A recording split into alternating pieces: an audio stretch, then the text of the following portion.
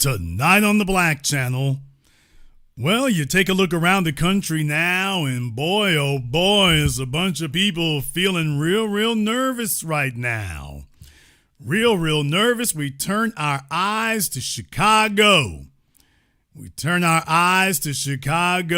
you can see what's going down up there. Oh man, fight ignorance, not immigrants. Treat non-white nice with ice.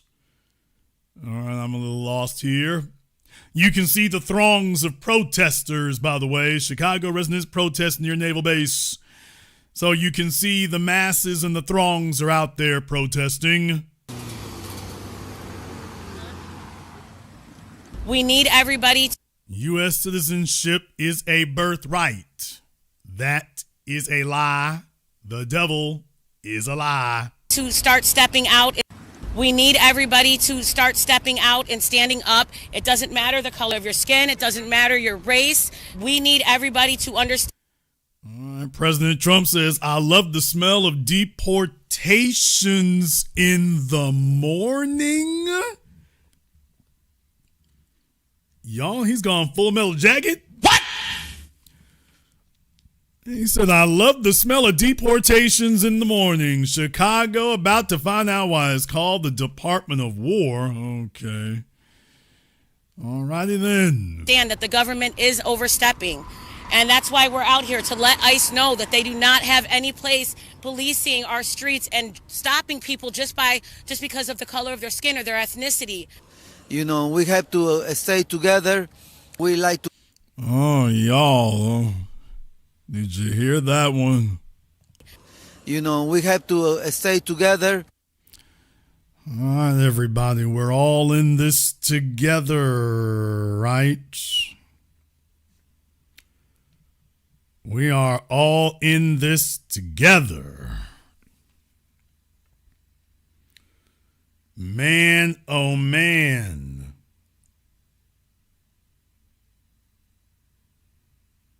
We are all in this together now. All it takes is one mass crackdown.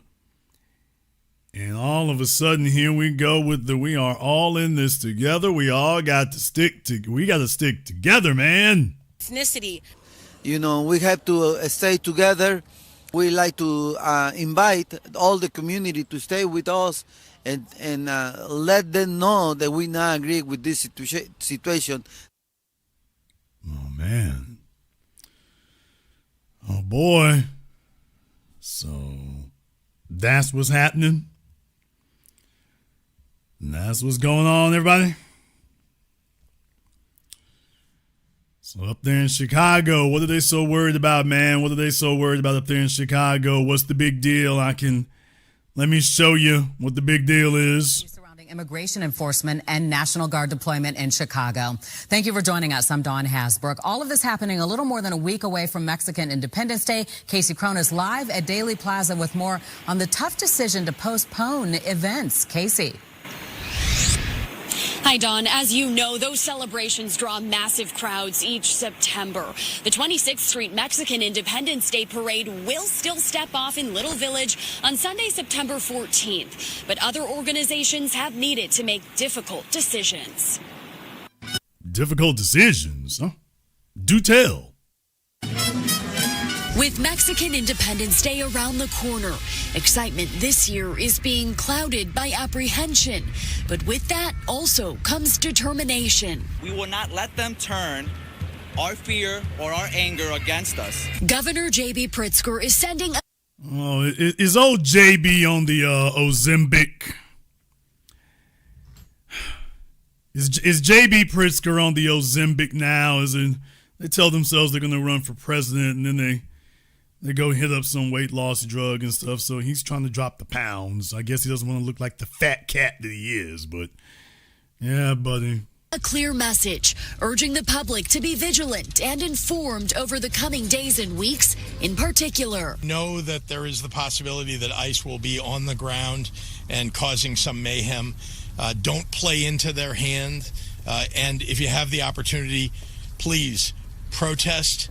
pull out your phone, video everything that they're doing. At the same time, the Latino Leadership Council gathered at Daley Plaza, showing a united front ahead of celebrations next weekend. We will remain peaceful, united, and informed. They are calling on Chicagoans to demonstrate their strength by partaking in the festivities, but by doing so responsibly and peacefully.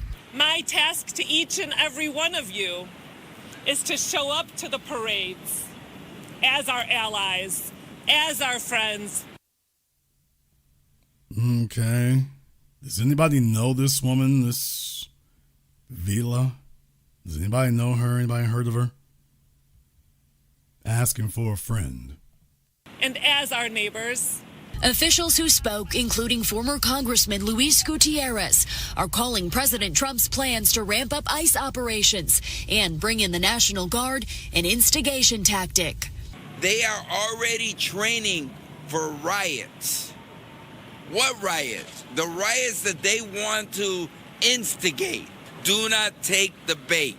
Still, the concern is hard to ignore. Organizers of El Grito Fest announced the painful decision to cancel their two-day event. We were really torn about our decision. But Karina Sanchez, who helped revive the family-friendly festival last year after a 10-year hiatus, says she couldn't ignore a recent phone call. We did get a call from the governor's office, and they strongly recommended we maybe think about whether it was the right decision to move forward with the event.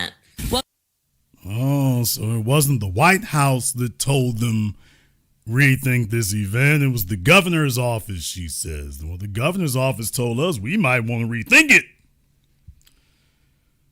So the governor's office called us and said, hey, you might want to reconsider whether y'all won't do this. We cannot guarantee that things will go the way you tell yourself that it might. So, oh boy, oh boy.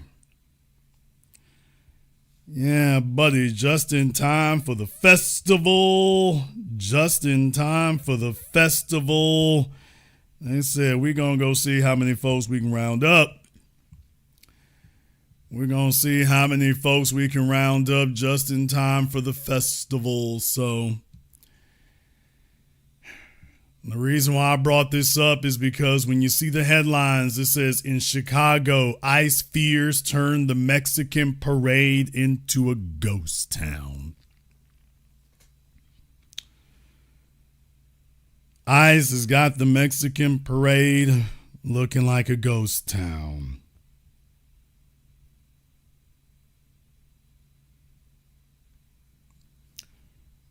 Should have seen that coming.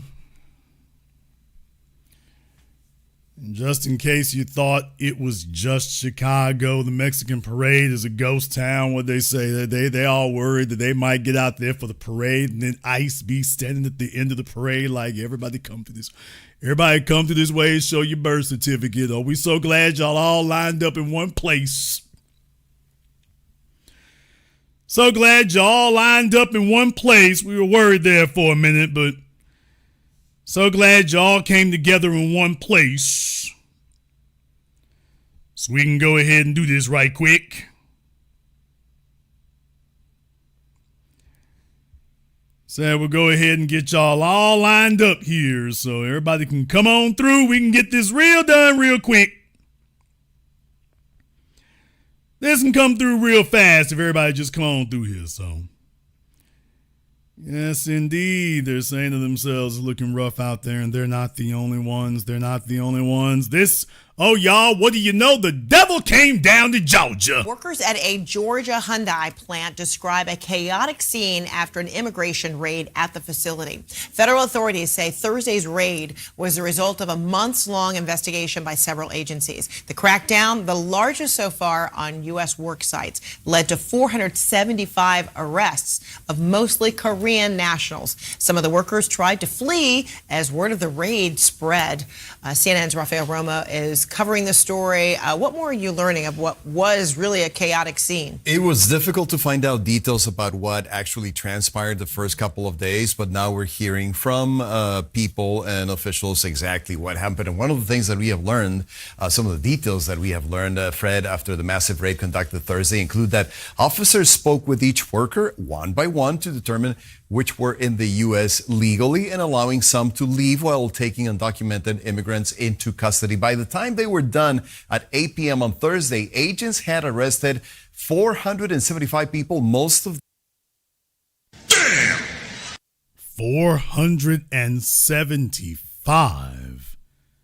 Oh, man. By the time they were done at 8 p.m. on Thursday, agents had arrested 475 people, most of them Korean nationals, making it the largest sweep yet in the current Trump administration's immigration crackdown at American job sites. CNN obtained a video that shows a Homeland Security Investigations agent telling workers to cease operations immediately. Let's take a look.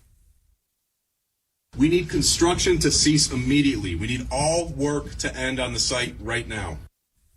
And shortly after the agents arrived at the plant and workers realized what was happening after word spread across the property, chaos ensued with many workers attempting to flee and some even running into a sewage pond and others hiding in air ducts. Oh, that's got to be uncomfortable, hiding in air ducts. Oh, man. Not at all what you thought today's work shift was going to be like, now did you? And of course they were fleeing, so it's, oh man. Yeah, they was trying to flee and it was just like, the only thing you can do is hop in an air conditioner. Life is rough. Security Investigation Special Agent described how agents screened each person suspected of being in the country illegally. Some that illegally crossed the border into the United States, some that came in through visa waiver and were prohibited from working, some that had visas and overstayed their visas. And each individual was questioned on their status, their documents were checked, their backgrounds were checked.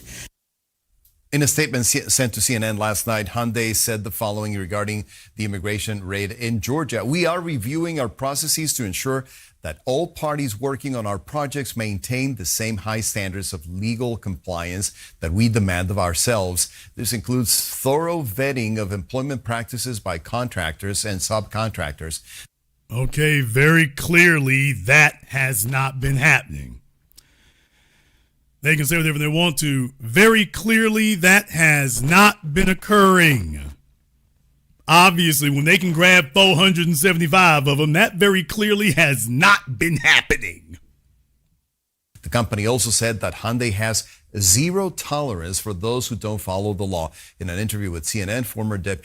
How do you got almost 500 people that were arrested, the ones who got away? How do you get those kind of numbers if you don't tolerate folk who break the law? If you don't tolerate people who broke the law, how you got half a millennium of them walking around your job site and you don't tolerate breaking the law? I think breaking the law is a prerequisite of working for you. Deputy Homeland Security Secretary under President Trump, Ken Cuccinelli, said conducting this type of raid is a major undertaking. There's a lot of work that goes into an operation of this scale and of this depth, including investigation by multiple agencies. Obviously, it takes a lot of investigative manpower, and that's all going on in parallel with a whole bunch of other investigations across the country. The plant that was targeted was built after Hyundai announced an agreement with the state of Georgia in 2022 to build what the company called at the time the first dedicated fully electrified vehicle and battery manufacturing facilities in the United States. The plant was projected. Oh, let me back that up right quick.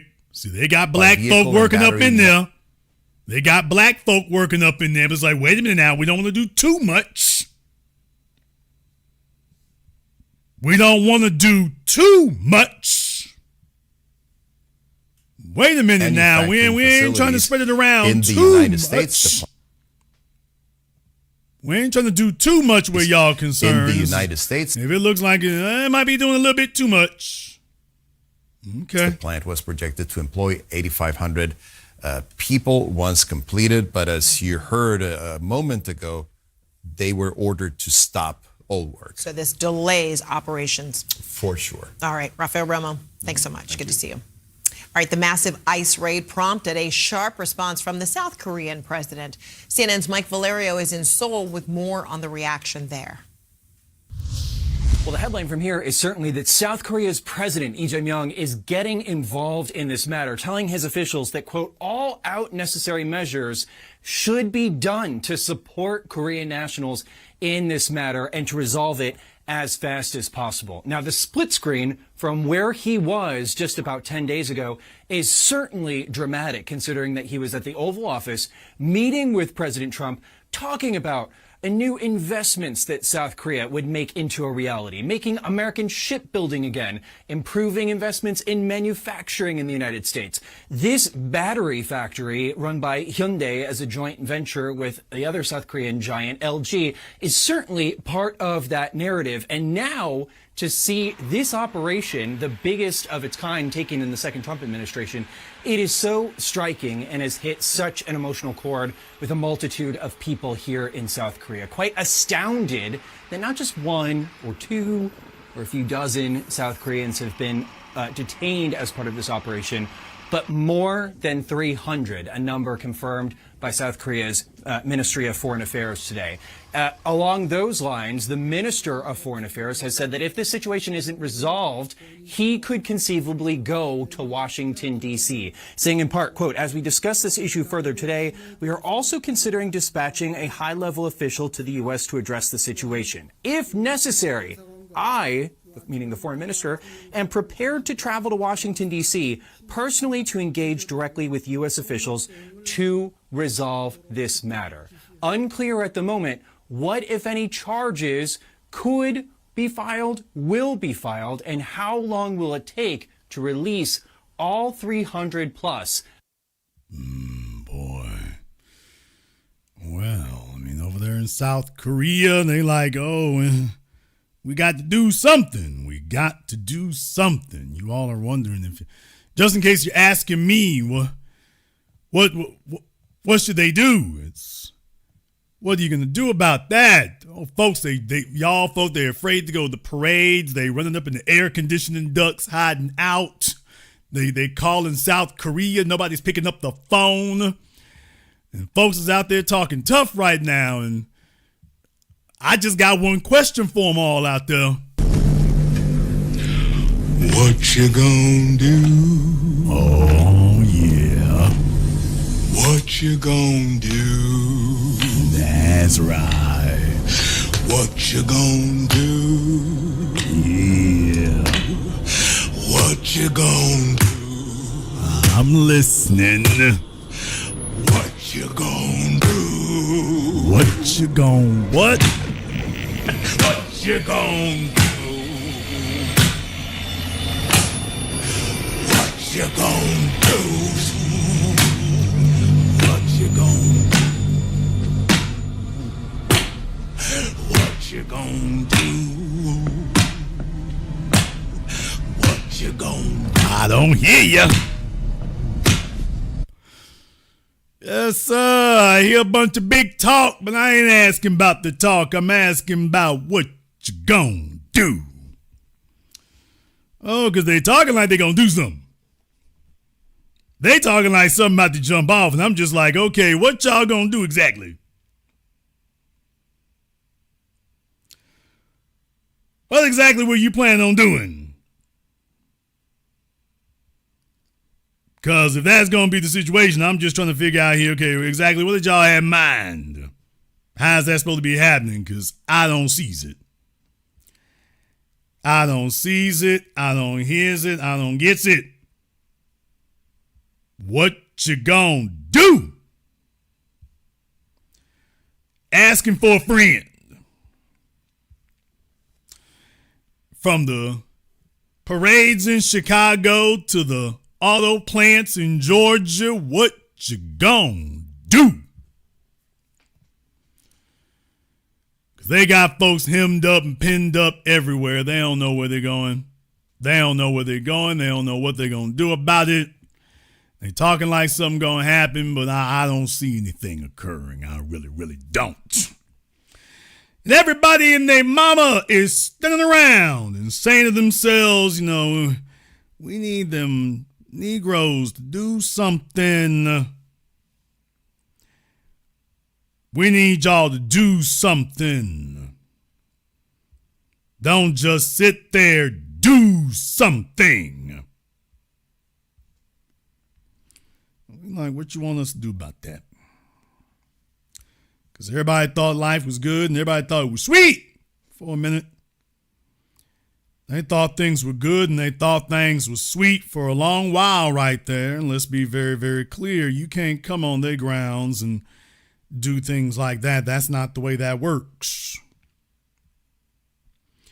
You don't get to come to South Korea and you don't get to come to Mexico and tell them what's going to be. That's not the way they get down. So when I see this kind of situation right here, I'm saying, okay, you know what? Oh, well, let the man have his course. Let the man have his course. And I think y'all just need to work harder. Pull yourself up by your bootstraps. You might want to pull a little bit harder, though. You ain't tugging hard enough, so you might want to just pull yourself up by your bootstraps a little bit more. Might want to tug on them bootstraps a little bit more. Remind these people about how hard y'all work and how good y'all are at that. Remind them about that. Don't leave that out. Don't leave that part out. Another idea, remind them that you are the model minority. Remind them about that. Just apparently they have forgotten. Apparently they have forgotten that you are the model minority. They are not showing proper deference to that fact. They don't seem to be doing that. So with that being the case, they've lost sight of it. I suggest you all get together. As a matter of fact, call Ed Blum. Damn! As a matter of fact, over there, Hyundai, you might want to call Ed Blum. You need help with something? I suggest call Ed Blum. He's always Johnny on the spot. Why, I'm sure he's going to be right there to lend a helping hand. I'm certain that he will be. After all, why would he not be? So, see if Ed can call up Ed Blum, line 3. Let's see if we can get him up here, and I'm sure that he will be glad to address your concerns. I'm sure he'll be glad to address your concerns. Go ahead and give him a holler. I'm sure he's got plenty he would like to offer in that regard. You can get on New York One and explain to all of them about how it is that you make the world go round. And, you know, we really need to be concerned about important things. We need to be concerned about important things like that. Because you see, that's what they were telling us. They were telling us that part. They've been telling us about what we don't need. Everybody and their mama is always very good for that. Have you noticed it?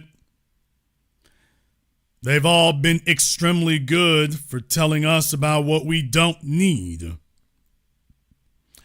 So now you got a situation. Now you got a situation where these folks is like, you know what, just grab hold of everybody. And you see, it's not an issue for us. It's not an issue for us. We ain't got nothing to worry about in this regard. You see, we don't own any auto plants. You all made sure of that. We don't own any auto plants. You all made certain of that. You made certain that there would be none of that.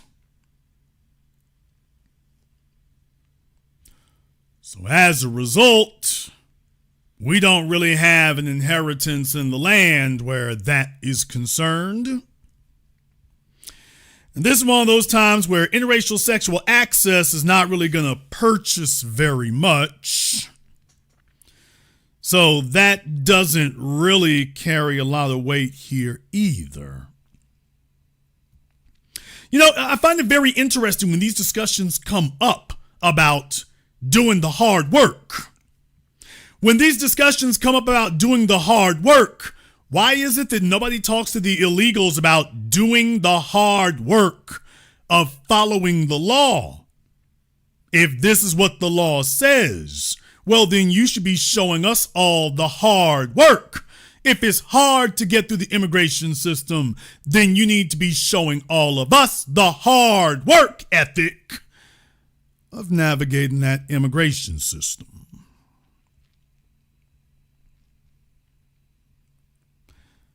That's the way I see that.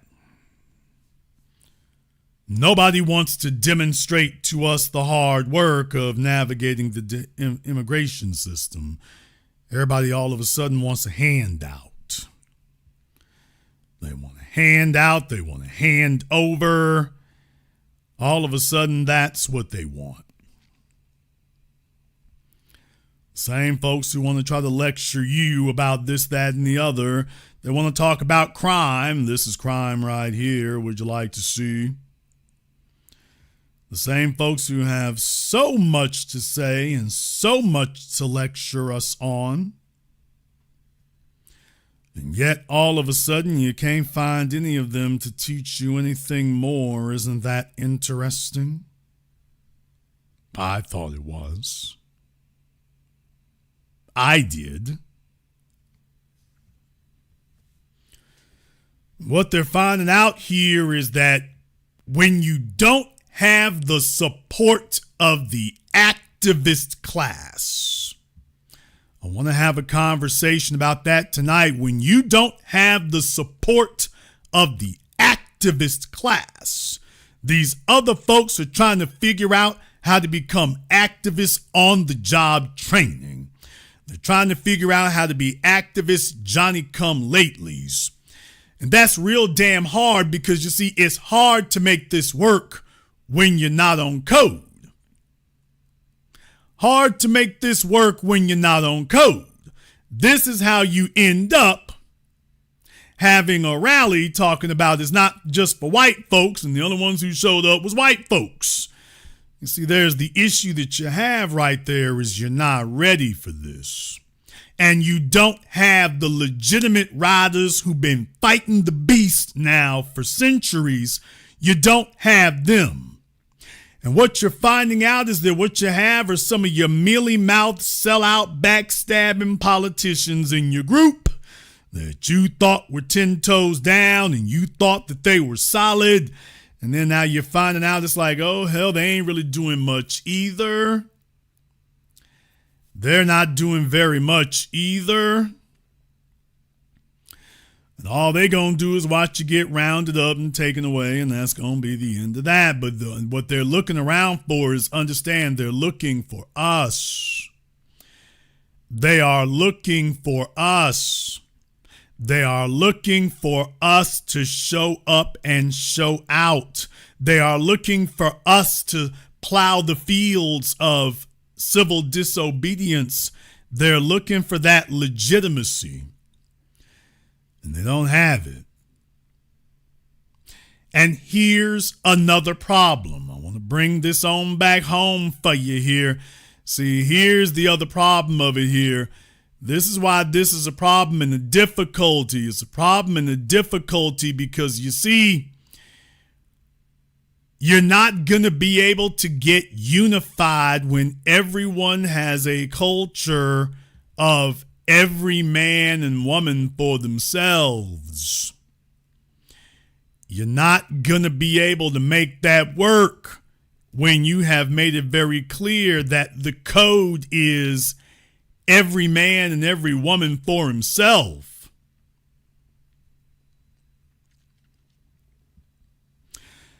You see, when you were supposed to be cooperating with us, You said, I ain't worried about no niggas here.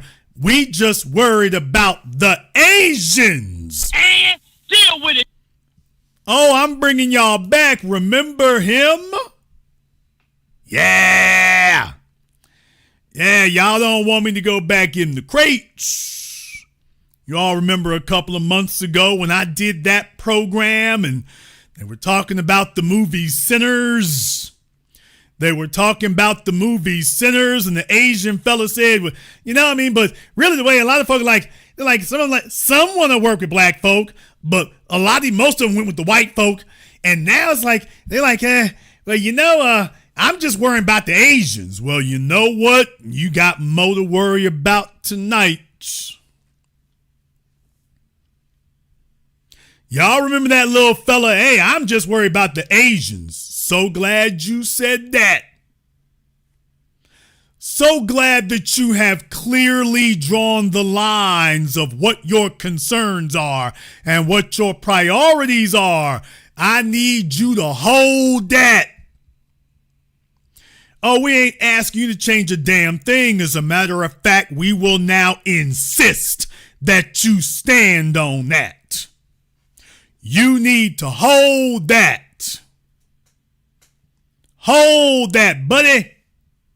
You ain't gonna back off nothing.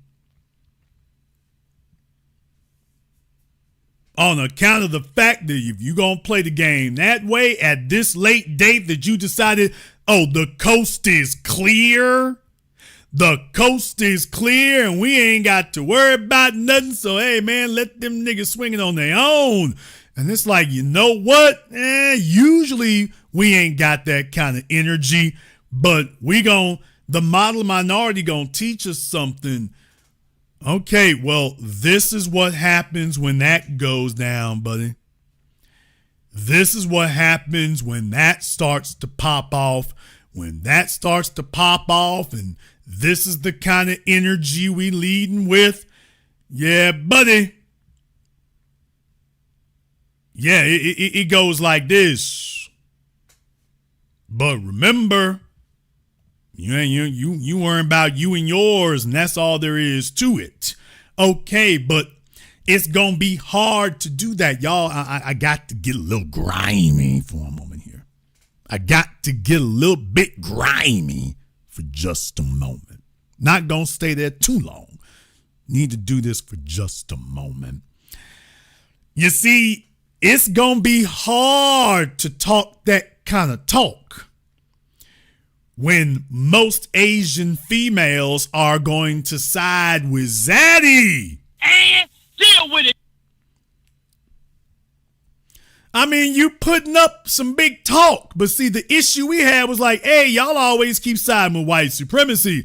And if you're an Asian male telling yourself, well, we ain't got to worry about the black folks, we just worry about the Asians. Meanwhile, you have an over century-long, truth be told, 2-century track record of your women siding with the white men. It's going to be hard to get on code. It's going to be hard to get everybody on the same page when your women are like, where the white boys at? Are you really going to be able to get them to stick their necks out? All that big talk. That talk is not going to prevent what's going to happen. So I'm just wondering exactly what is your plan to get them on code? Because when you set the precedent that it's every man and woman for themselves, and then at the last minute, oh, we just worrying about the Asians. Well, the Asian females are like, man, I'm worrying about self. I'm worried about self. You think you're going to parachute in at the last minute and crack the whip and, oh, I need everybody to get together on this now. You think that's what's going to occur? You think you're going to just make that pop up and happen out of nowhere? Better think again. It's hard to make that happen. See, here's what they told themselves, people. That we that the freedmen of the foundation, that we were going to open the doors and that we were just suckers and everybody else was going to eat good and capitalize off of that, and that their first action of getting their feet under them would be to slide the knife into our backs.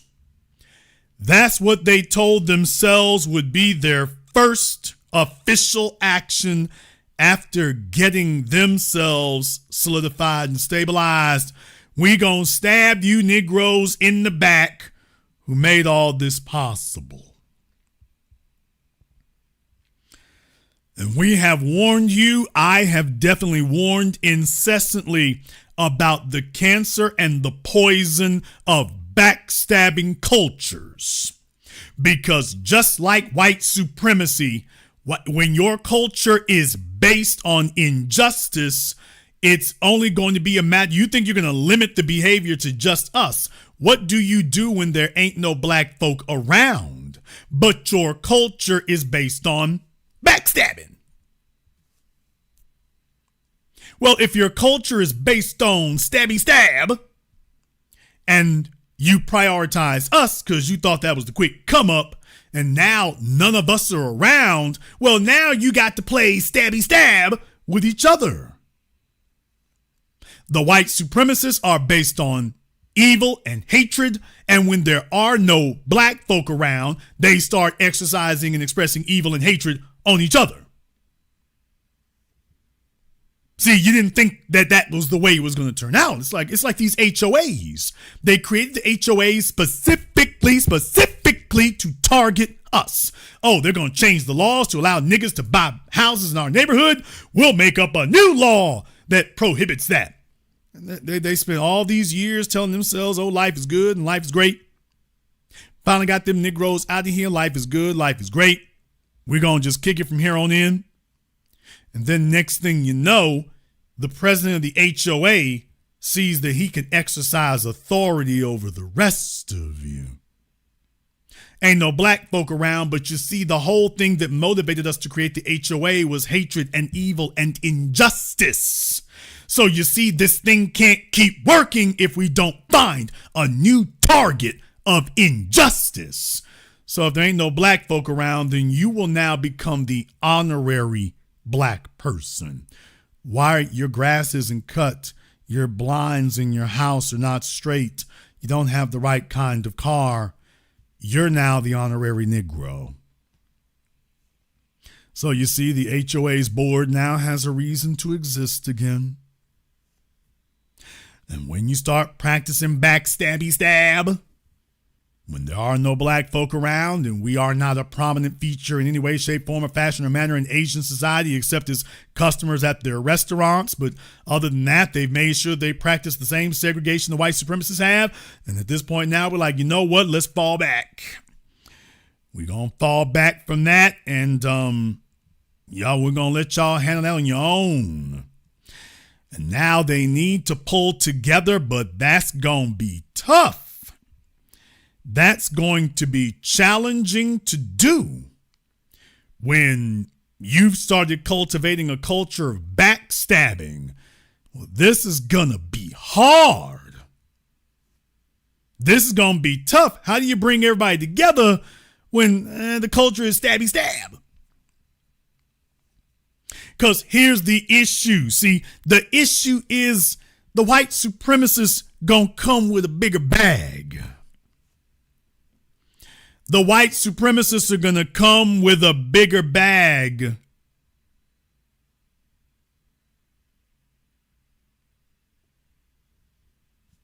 It doesn't matter how much y'all got. They're going to come with a bigger bag, and they're going to be like, somebody going to be ready to sell out the rest of you. We got a big enough bag over here. Somebody going to be ready to sell the rest of you out. Somebody will.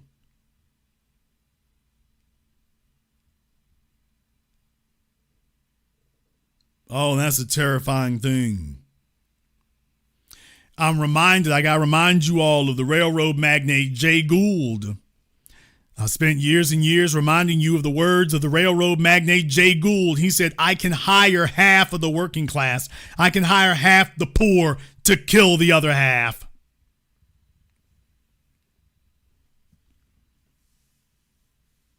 He said, I'll hire half of the working class, half of the poor to kill the other half. He didn't make that up. He didn't dream that up. That's been the white supremacist strategy of warfare right there. We gonna wave a big enough bag. We're gonna wave a big enough bag and we're gonna flip the whole script. We'll have half of your people fighting to kill the other half. We'll buy half of them off to kill the other half. The time for you all to be practicing quote unquote unity against a white supremacist government was when they were targeting us. Instead, you went off to San Francisco, you went to Seattle, you went to Chinatown, you went off into these enclaves where you said, we'll just stick to ourselves, we'll just keep to ourselves, and we won't get in the way, and we're not going to bother nobodies, and we just going to keep our heads low and capitalize on them Negroes and take everything we can get. And it's like, okay, then the man starts squadding up. Then the man starts squadding up, and it's like, now, buddy, you can't keep your head low enough. And the white supremacists like Ed Blum that you empowered thinking that you were helping Zaddy to come after us, and now you're looking around. You better call for legal counsel somewhere else. Oh, Ed is over there with Trump saying round him up. Ed is over there with Trump saying round him up.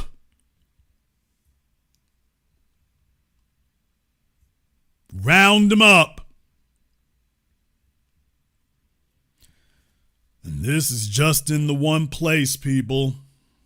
This is just in the one place. They are looking around and they are waiting and crying out for the legitimate revolutionary class, for the legitimate founders of the culture of resistance.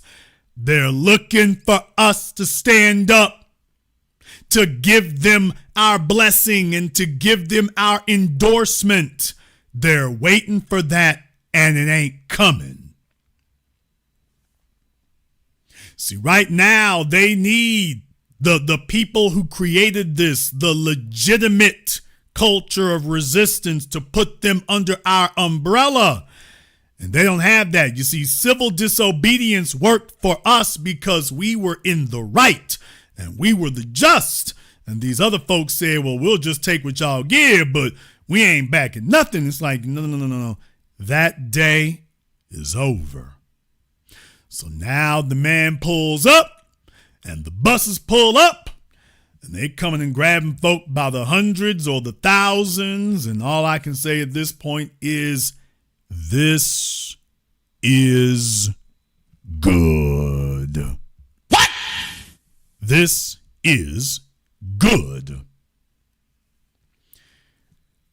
I want to say this to all the folk out there who spent the better part of the last 4 decades telling yourselves that you were gonna work against us and you were gonna undermine us on the sneak and you were gonna build ethnic economies for yourself with us as your economic base, and that you would freeze us out because, you see, the white folk made sure we couldn't open up anything, and then they let you open up things, and you were gleefully being their foot soldiers. So to the folk who did that, to the groups who did that, I'm here to make a formal announcement. The time for talk is over. Ain't nothing to talk about, ain't nothing to discuss. Baby talking about we all need to come together. The time for us to come together was 4 decades ago when Dr. Claude Anderson was giving a speech all over America, including California, saying that the goal of the government is to change the national conversation from black and white to white and brown. And the Latinos like, oh, good, that good, I did, that good. That was the time for you to be talking to us. That was the time for you to have a conversation. That was the time for you to be talking about joining hands and everyone working together and we all in this together. You see, when you had the chance to be all in this together with us, you said, man, damn y'all, I'm over here taking care of us. I ain't in nothing with you niggas. And that's the way it will stay. The time for talk has ended. It ended a while ago. So you can put down your signs and you can stop your emails and you can quit with your Twitter petitions. We ain't got nothing to talk about. We're done talking. Ain't nothing for us to discuss. You had your chance to discuss this with us when you thought you was gonna get over. That's when you should have been discussing this with us then. Instead, you rolled into town and said, we gonna take the construction jobs and the hotel jobs and the car plants, and then we're gonna make sure, oh, we got the restaurants and all the white folk treating us good. And that's what you told yourselves, and all we are saying now is there's nothing else to talk about. Keep that energy. Keep that energy. We ain't got nothing else to say.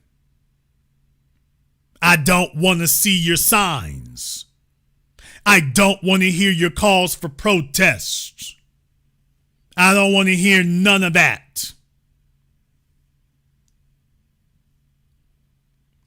You got Latino politicians at the federal level and the state level and the city level, even in so-called liberal Los Angeles. What?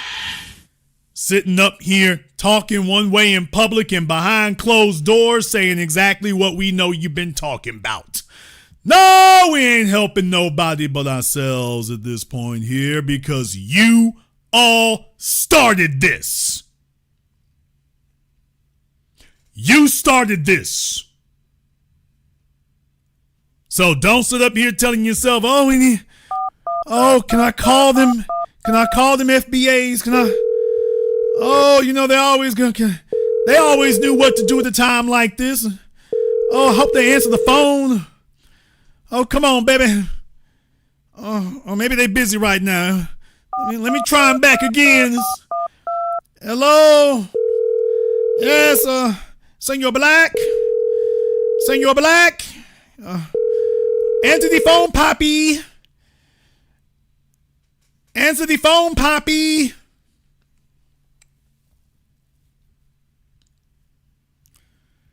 Yeah, now it's answer the phone, Poppy. Now it's that. Now it's that. Left your emails on unread, left your DMs on unread. Now that the man is walking around grabbing up anybody without a driver's license, there's a few of them with it. It's like, all of a sudden, are we in this together? I'm like, no. And imagine this, y'all got 4 more years of this. Damn! Oh, the man gonna be on you for the next 4 years. He gonna be on your backside for the next 4 years. That's a long ass time to have to tread water. That's a long ass time to have to hold your breath.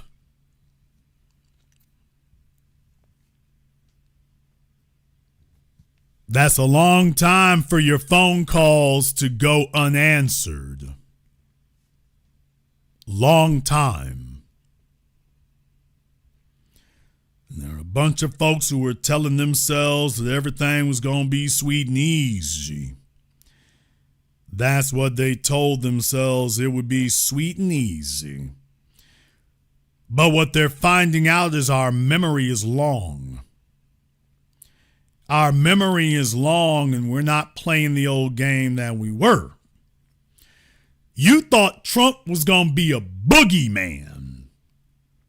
See, they liked it. Let's be clear. The Latinos were endorsing Trump when they thought he was going to go after us. They loved that. When black folk were talking about how racist Trump was, the Latinos were telling us, y'all just lazy niggas. Ain't nothing wrong with Big Daddy Trump. Ain't that right, Ryan Garcia? Folks, this is why I do my program, because we got a repository of all this, what everybody said.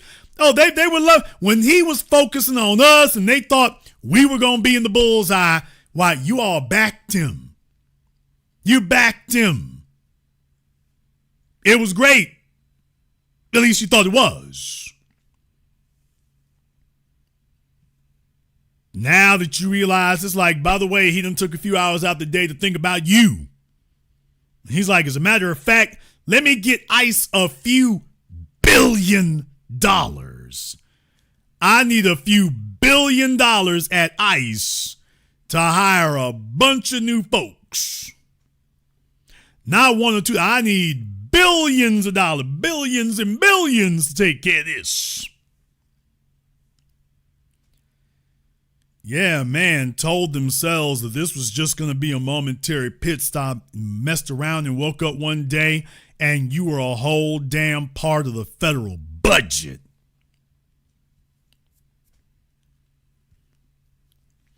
And they're looking for us. Let me explain something to y'all, people.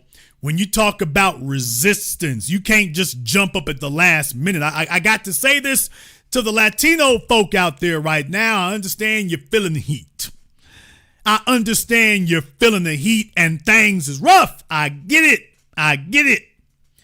But it's going to be hard to rally the troops. It's going to be hard to rally the troops, not just because of the backstabbing culture, but also because of this right here. What I'm saying is, if you're going to put together the anthem of resistance, you can't do it in Spanish. What? You can't have a Spanish anthem of resistance for all the rest of us. You got to be able to speak to the street. And this ain't going to work. So you see, we know how to lay down an anthem of resistance. Ask Drake how that went with Kendrick Lamar. We know how to talk to the streets. We know how to compose and orchestrate an anthem of resistance that will catch on from sea to shining sea. We are experts at this. Y'all are trying to learn on the job, and the tools you're using are all the wrong tools. This doesn't work. It doesn't work. And it's not going to work. It's just going to be a hard time and a hard way to go. Is what it's going to be. You're going to be trying to rally the troops, and it's like we're not even speaking the same language. It's going to be hard to rally the troops, man. It's going to be hard to do it. It's going to be rough on you, and it's going to be hard to make that pop off. If you had spent the last 4 decades working with us, maybe this would be a little bit different.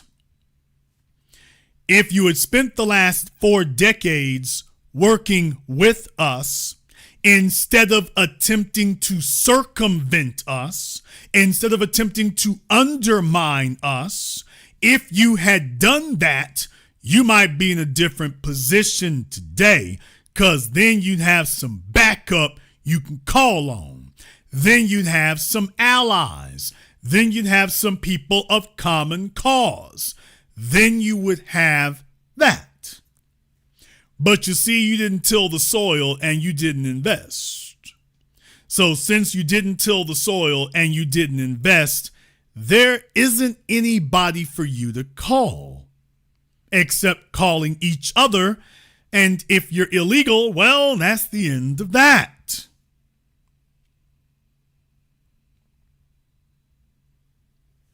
That's the end of that. So brothers and sisters from around the world, they are in hiding. They are in hiding.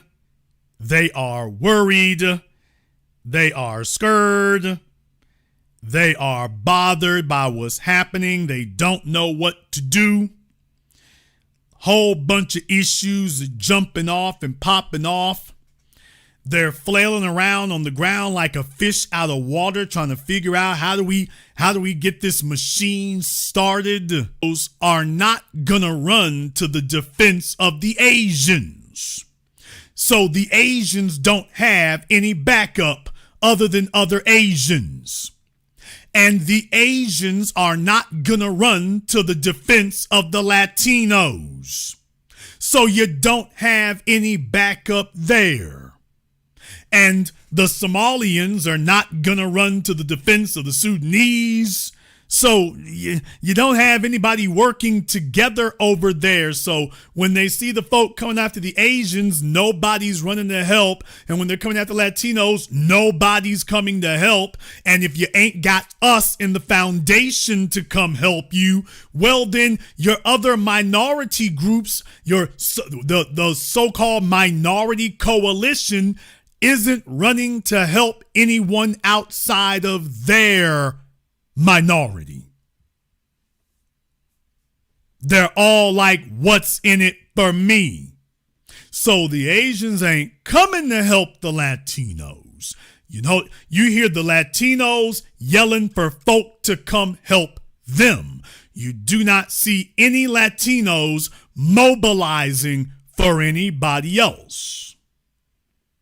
They just want everyone to mobilize for them. But they have absolutely no interest in mobilizing for others.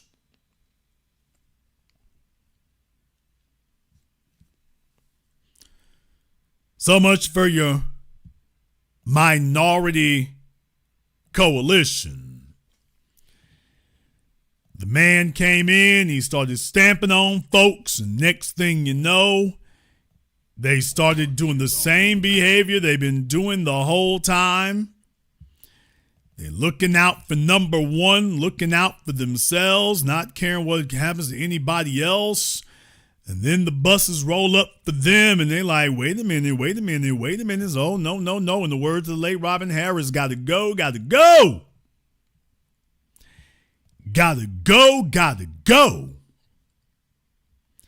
Hop your ass up on this bus. We're taking you on a one-way trip to the airport. You want to work? You can go to work at the Samsung plant. You can work at the Samsung plant. That's where you can go. However, you might disagree. You might feel differently. You might have an issue with some of the things you heard tonight. Therefore, the link to the Zoom is now pinned to the top of the chat room. You are completely invited. In some cases, you may have been required to click the link, sit back, smile, and dial, and you can talk to the host directly for yourselves and explain to everyone exactly what it is allegedly that we have all gotten wrong, so that you can correct us all about the error of our ways. But brothers and sisters, they on the run. You thought they were done fleeing. Oh, hell no. But where do you flee when they after you in America? Where are you going to flee to now? It's tough, man. It's tough. We're going to take a very brief commercial, non-commercial break. Before we do, I want to thank everyone who has contributed to tonight's program on PayPal, Super Chat, Venmo. Shout out here to my man, Ray the King. Thank you very much for your support tonight. My man, Mr. Richburg, Mark B. Thank you very much for your support here. Glennis, Najee, Ryan, and everyone else here who has contributed to tonight's program. We appreciate that. Brother Carlos, we're going to take a very brief commercial, non-commercial break. When we come back, we'll jump on the Zoom and take your calls and more. This is the Black Channel. Got the kids learning, minds open like a lock. Books and skills from the east to the west. Bringing education, yeah, we're simply the best. Classes on fire, brains burning with desire. Innovation driving like a tire through the mire. Math, science, history, we got the whole range. Kids hitting new heights, teachers making a change. Used to be the teacher, stacking up the grades. Future bright shining, no need for no shades. Got the youth thriving, moving up the ladder. Smart and sharp, brains growing fatter. Lessons so lit, yeah, they stay in a blaze. Every mind sharp like a sword in the haze. Mr. B in the house breaking knowledge chains. Education kingpin, we repping the gains. Used to be the teacher.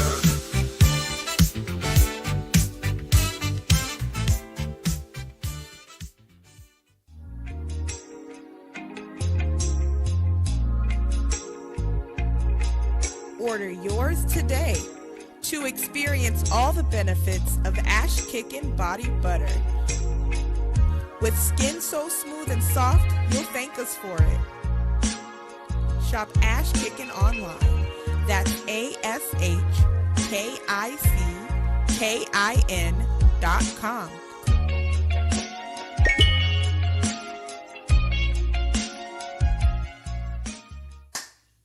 Hi, this is Brenda Starr, creator of Poetry with a Purpose and author of the book Pressed But Not Crushed. Pressed But Not Crushed is an anthology of political poems that address current and historical issues in American descendants of slave population and African American population. The book describes slaveries and its residuals, Jim Crow segregation, social depredation, and other relevant issues to American descendants of slaves and African Americans, including the current political climate that does not address our issues. This is the Black Channel. I am your host, your brother, your humble servant, the Black Authority. Very glad to be with you all here this evening as we are discussing that, they're on the run out there, y'all. They're on the run out there. They are in hiding. And boy, what a difference one election can make. What a difference just one election can make. And once again, you notice there's certain things that you're not hearing. Why, a year ago, we were hearing a whole bunch of smack talk.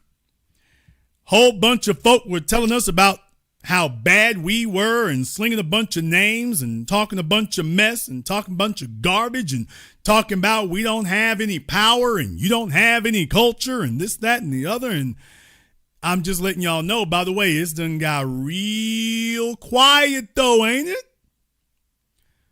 Oh man, it's done got real quiet out there, hasn't it? I mean, it's not the level of volume that it once was. I remember how it was, and it's not that same level of volume. Not that same level of volume at all. So I just couldn't help but notice that wasn't what was occurring. Yes, sir. All it took was for the man to come booming into town and say, all right, everybody get up. And it's just led me back where I was before here. I'm just saying, I'm seeing what's happening, y'all. It's like they say we all in it together. And I'm looking at them like, oh, no, we just taking care of us over here like you just taking care of you over there, you know. So they looking at us like we all together. And I'm looking at them like, buddy. What you gonna do?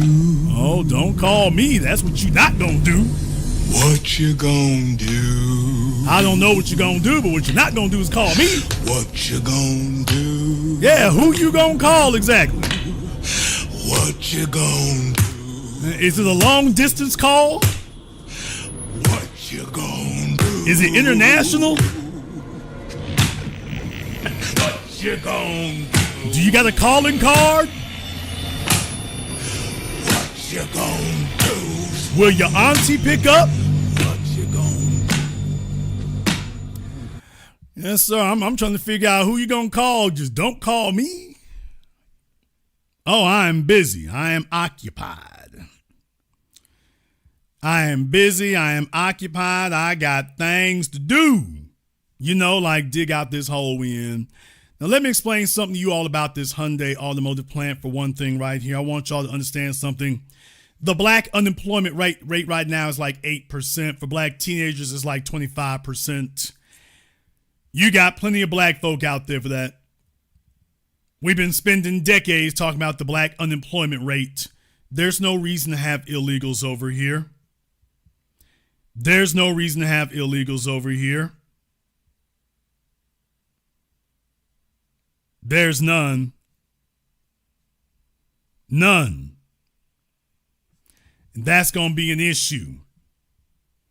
That's going to be an issue.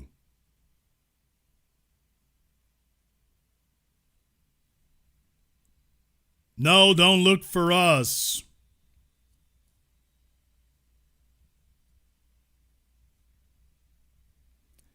However, you might disagree. So let me go ahead and hop over here on Zoom and let's see what everybody's talking about. All right, let's see. First up, we can get Agnes up here on Zoom. We're going to try to get Agnes up here. All right, Agnes, what's on your mind? Unmute yourself. Some of these old folk with this newfangled technology. Unmute yourself, Agnes. Oh, she just turned her screen off. We're going to have to get somebody over there to come help their auntie out. Auntie, chill! All right, this is new for her. Let's see if we can get Superpower Media up here on Zoom. Superpower Media. Let's get Superpower Media up here. All right, Superpower Media, what's on your mind? Jason, if this was the biblical days, you would be considered a prophet. You prophesied this years ago that everybody was going to have to hold their own nuts. And that's what's happening right now. Everybody got their nigga wake-up call. And they thought that we was always going to be the punching bag. Everybody was going to punch down on us, but they didn't see this coming. We seen it coming. We knew that white supremacy hates everybody. It hates itself. It's like a cancer, and they don't realize how dangerous it is. And if you ain't careful, just like you say, if you work around snakes long enough, they're going to bite you. That's white supremacy. And I want all the black people to go get them black jobs back. Them warehouses are empty now. Go get a black job. When they raid these warehouses, black folks go fill out those applications and get to work, because it's time to get them up out of here. They got to go. They got to hit the dough. And if ICE need help, we need to help them, because those jobs is for us anyway. I mean, we built this country. We the ones that helped everybody get over here through the civil rights bills and all that stuff. So it's time for everybody to hit the dough. Gotta go. Like do you know how corrupt a system has to be to have millions of illegals just swarming around like this?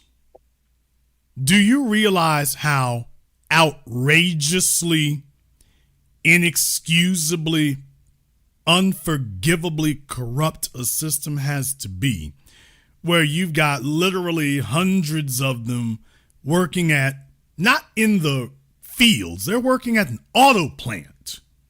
Mm-hmm. Now tell me that this is one of the jobs that Americans won't do. Where in the hell is Jasmine Thought Pocket Crockett to come tell us that, is this also one of the jobs Americans won't do? And construction, is that all? Every time we turn around, these next thing, IT and computer these are, sounds like every job. They should be embarrassed to say that, and that's why they have to be called out and clowned. But by the way, folks, yeah, at an automotive plant. So what's the excuse here? Is this also one of those migrant labor jobs that Americans won't do? We all know what the hell's going on. Jason, they're making good money at those plants. Those auto plants, you making good money. And they got all 500. You got to think about that. 500 illegals. And I want the CEO, wherever, is it the Chinese guy that's the CEO?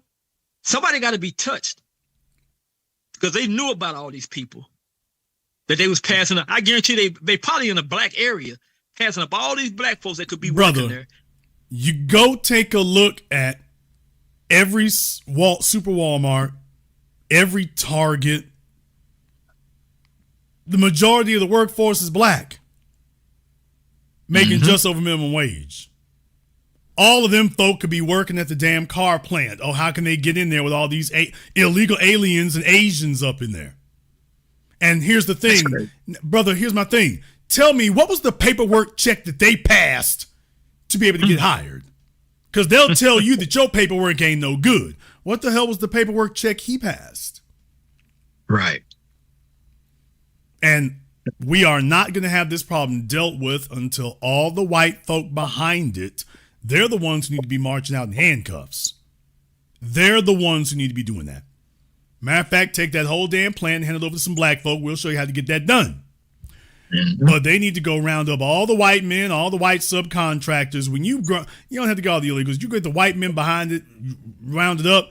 Your problem's over tomorrow. The problem's over tomorrow. And everybody will be coming to us with hat in hand. And that's what it's supposed to be. So the point of the buffer classes is you use these non-white groups as your weapon and your bludgeon against black folk. That's the whole point and purpose of the buffer classes existing. Always has been. That's the point. And what you're seeing here is an inexcusably blatant example of it. I'll let you have the last word.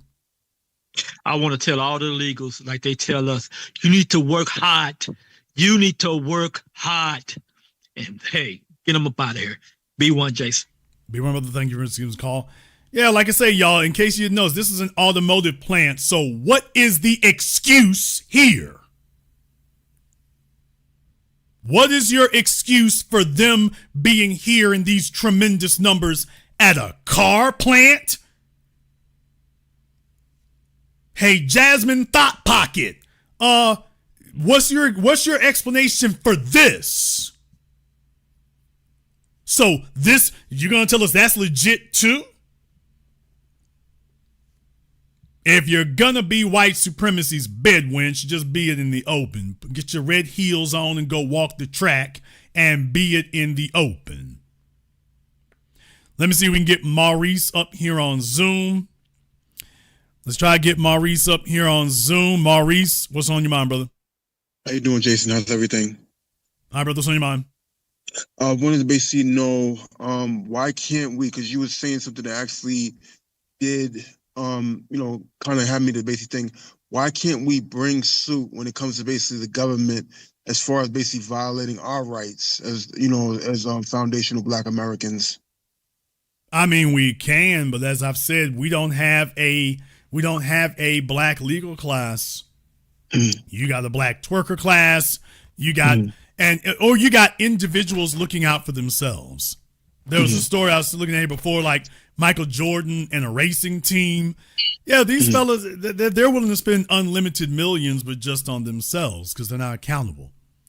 So, yeah, if we had that, damn right, we'd have had that a long time ago. The NAACP does not do anything for us. Then again, we didn't even start it. Core, Urban League, they're doing everything except what these other folk are doing. So, brother, the short answer is, and I've been talking about this forever and forever and forever, still talking about it now. We don't have a black legal class. We don't have a black attorney class. We don't have any. We don't have any. You got black folk who the best they can do is go hire white attorneys, but even at that rate, we don't even have an organized movement where that's concerned. Then again, you got Ed Blum out there financing from who knows where. So these other folk are organized, and we don't have. If we did have it, brother, it would work, because it'd be like the Scientologists when they went after the federal government and sued them in all 50 states. That strategy worked, but that's because these lawyers are part of their church. We got black churches and whatnot, and don't tell me about your slutty ass gal with the hair weave. I don't give a damn about how many, showing a bunch of black females in Georgia and in Texas talking about they all judges. Okay, what the hell are we getting done? Yeah.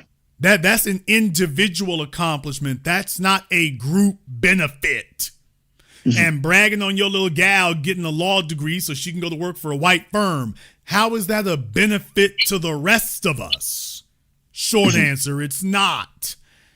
That's the problem. So, brother, until we get that resolved, a lot's in the damn way. Yeah. Jason, thank you. I definitely appreciate everything. Thank you very much for giving us a call tonight. We appreciate that.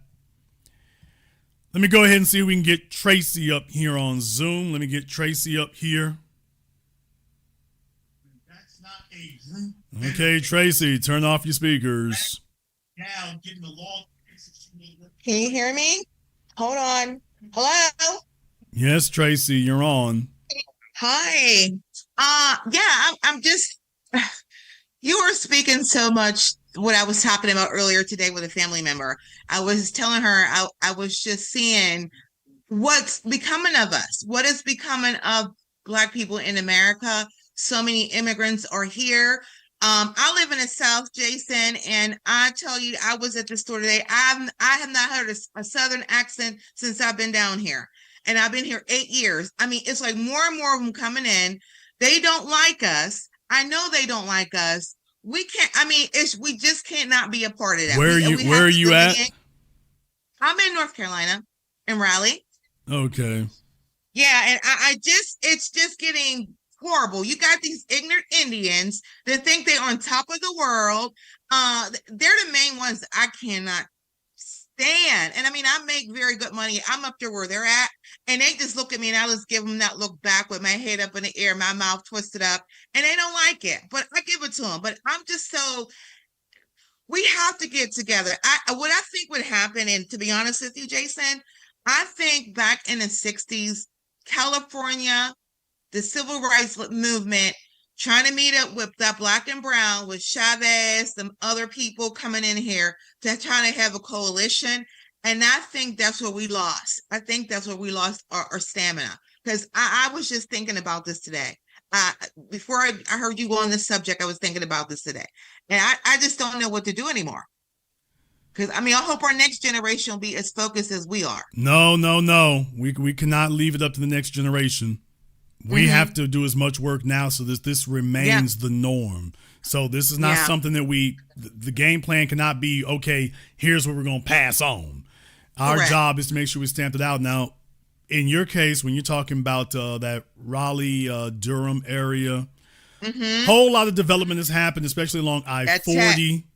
Along I-40. But really, when you get like west of the airport, for those of y'all who are not familiar with that area and whatnot, like if you're going on I-40 and you're west of the airport, when you're heading out that way, and you get out in those suburbs out there, there's a thick Indian community out there. Ooh, there's a thick one is. out there. I know what you're referring to. It's like out there in Texas around Las Colinas, out there in Dallas around Las Colinas. They've got a whole thick Indian enclave out there. I mean, 2 whole shopping plazas of East Indians. And what you're talking about there's a whole big, thick conglomeration. They got like these small shopping plazas and stores and things like that. Right. But there is a very thick Indian presence there. There is a very thick Indian Asian presence in Sugarland, Texas. And for my folks out there in Houston, Sugarland, Pearland, nobody's talking about that. But like campaign season, it's a bunch of Indians with campaign signs. I mean, most of the candidates are Indians out there in Sugarland and Pearland. And when you go to the gas stations and stuff, most of them is mostly Asians, by that I mean Orientals or East Indians. So that's what's going on. And that's not accidental. This deal that Trump just made, he's getting these illegals and just gave out 600,000 student visas for the Chinese. What? Okay, but that was slow down. Okay, hold on. That was I'm explaining to you all how this happened. You see, Trump is just on the table with this stuff. These are deals that are negotiated between the governments, and usually they keep it quiet as kept and don't say anything. Right. So next thing you know, you end up with a whole bunch of agents here, because remember, we're talking about their work visas, but there's also student visas, foreign exchange programs. Remember, the foreign exchange program has been around for decades. So when it comes to education, the foreign exchange programs, these are direct negotiations between governments.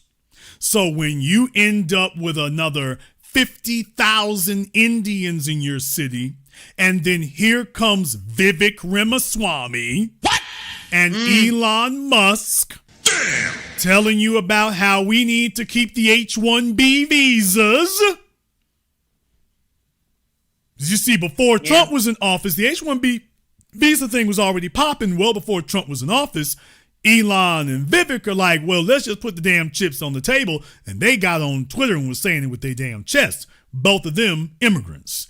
So, but what you're finding is when they get over here, the trick is they're not going off in the Martha's Vineyard. And they're built all that new construction y'all got going on in downtown Raleigh and whatnot. Yeah, that's where they're sending the illegals. But they're not sending them out into Charlotte, into their gated communities and into their suburbs with $1 million homes. They're not there. You can go looking, folks. They're not there. I'm telling you, they're not there. Where the real expensive real estate is, that's not where they're at.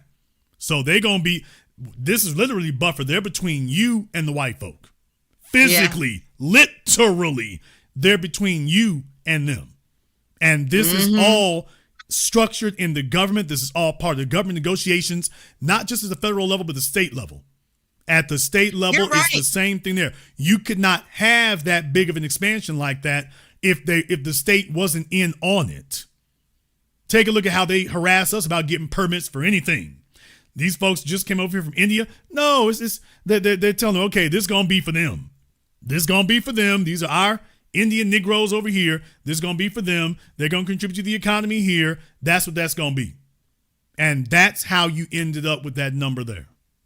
Yeah, I know. I like I said, I just, man, I tell you, when it's just, they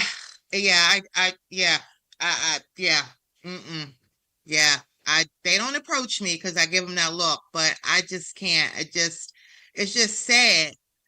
They just think because I know they want to be, close to whiteness and whatnot, and I keep saying to myself, and I told my friend the other day, I said, we're not Africans, and we will not accept Indians coming over here talking crazy to us, disrespecting us, because I've been seeing videos over how those Indians running these, over in some neighborhoods in Africa and communities, how they just running amok over there. I don't think we're gonna let them do that to us because we're too powerful for that. But I just want Black America to understand we're in competition with everybody, not just the Indian, Latino. Everybody's trying to come over here to take over. It's unfortunate we have to look at people from other countries that way. But I say I'm not a racist person, but I just look at them real side-eye because I know they were meant to come over here to try to replace us or try to be the upper because to keep us at the bottom. And that's where I'm having my issue at right now. And I pray on it every day. Say, just give me strength not to cuss nobody out. Well, the difference is we weren't having this conversation before. The civil rights generation was happy to just go along, to get along, give me my heroin, give me my cocaine, and my job at the car plant. Well, now we can't get a job at the car plant. Them old niggas had theirs, and they're sitting around slowly eroding into the grave, and they got their pension from General Motors, and you can't even get hired at the Hyundai plant. You can't even get there. These old niggas were not competing against illegals. And even if they were just Latino. You competing against Latino and Caribbean and Asian and Indian and East Indian. And they done rolled out the damn red carpet for them. So we have finally having that conversation. And a whole bunch of folks, especially on the Democrat side, are being woken up to the fact that, the conversation has changed. You're not going to be, Jasmine Crockett is not going to be able to sell us on illegals. She was saying that garbage because she thought she was safe, but there's not going to be any more selling us on the illegals. I'll let you have the last word. Well, thank you so much. I appreciate you. But at the end of the day, none of them are. They better not come knocking at my door because they're not even getting a vote. They better not. It's not even happening. I stopped voting when Obama was in 12 because I knew how he rolled. But nah, they can kick rocks. But Jason, thank you so much. You have a great one. Thank you for giving us a call. Let me see if I can get iPhone up here on Zoom. All right, we got iPhone here on Zoom. All right, Timmy, what's on your mind? Hi, how you doing? Good evening. Yes, I have a lot to say. I'm actually surprised. I heard that bust in the Honda And that was very interesting because, you know, how did it got that many people even working in that car plant? They in the got first off place? the bus, they got off the plane, and the South Korean government told them, okay, this is where you going, and these are our American contacts. Don't worry, we already got this smoothed over in Georgia. Brian Kemp and the rest of them, probably Stacey Abrams too. Don't Brian Kemp and Stacey, they got us. That was all part of the deal. This was all part of the plan. Nobody comes from these places like this wondering where they're going to go when they get here. They were brought here because they already know where they're going. That's just crazy. And you are very right. Like, I'm not going to even blame the immigrants. I'm going to blame the big corporations. And I think Trump is doing like a front to please white people by showing, oh, he's sending all these people back. But understand, a lot of his businesses, he is doing the same thing, or he has done the same thing. So I feel, this is my own opinion, and you can disagree. I feel like he's doing this as a front to please white people, but in the back, he actually he's going to protect certain businesses, especially businesses that affect his business, because he's been doing that for the longest of time. Do you agree or not? Yeah, I mean, I've done several programs about this so far here. If you want to deal with the illegal alien problem, you've got to go to the source. When it comes to drugs, they want to go for the kingpin. Why are we not going after the illegal alien kingpins? Why is this not being called human trafficking? Why is that? Why are they not doing that? And then go to these farms, go to these warehouses, go to these hotels. And when you got a bunch of white men walking out in handcuffs being charged with human trafficking, next thing you know, the illegals are going to dry up, not next year. They dry up this year. But that's going to be very challenging to do. Because you see, America has a high tolerance for injustice against black folk. It doesn't have much tolerance for justice against white perpetrators. And it has no tolerance for a stream of white people being marched out on TV every night in handcuffs. White people being perp walked. White people being mugshotted. White people becoming the face of human trafficking. They got very little tolerance for that. Now I'm talking about the rank and file white person. They'll consider that to be a problem, even though it'll be dealing with the issue, because baby, we're talking about their uncles and their granddaddies and whatnot. These are not people that they don't know. These are not people that they don't know. They know who these folk are. And as soon as you start seeing them get paraded on the news every night, then they're going to be like, wait a minute. What about our white privilege? So you're stuck between the devil and the deep blue sea. What you need to do to deal with the issue, nobody's really willing to do. So you end up having all of these phony gestures that the white folk are still unhappy with because it's not removing enough illegals. Right. And with that said, I think that a lot of the working class whites are really foolish, really stupid, because I don't think they really see the big picture. I think they feel like they're untouched.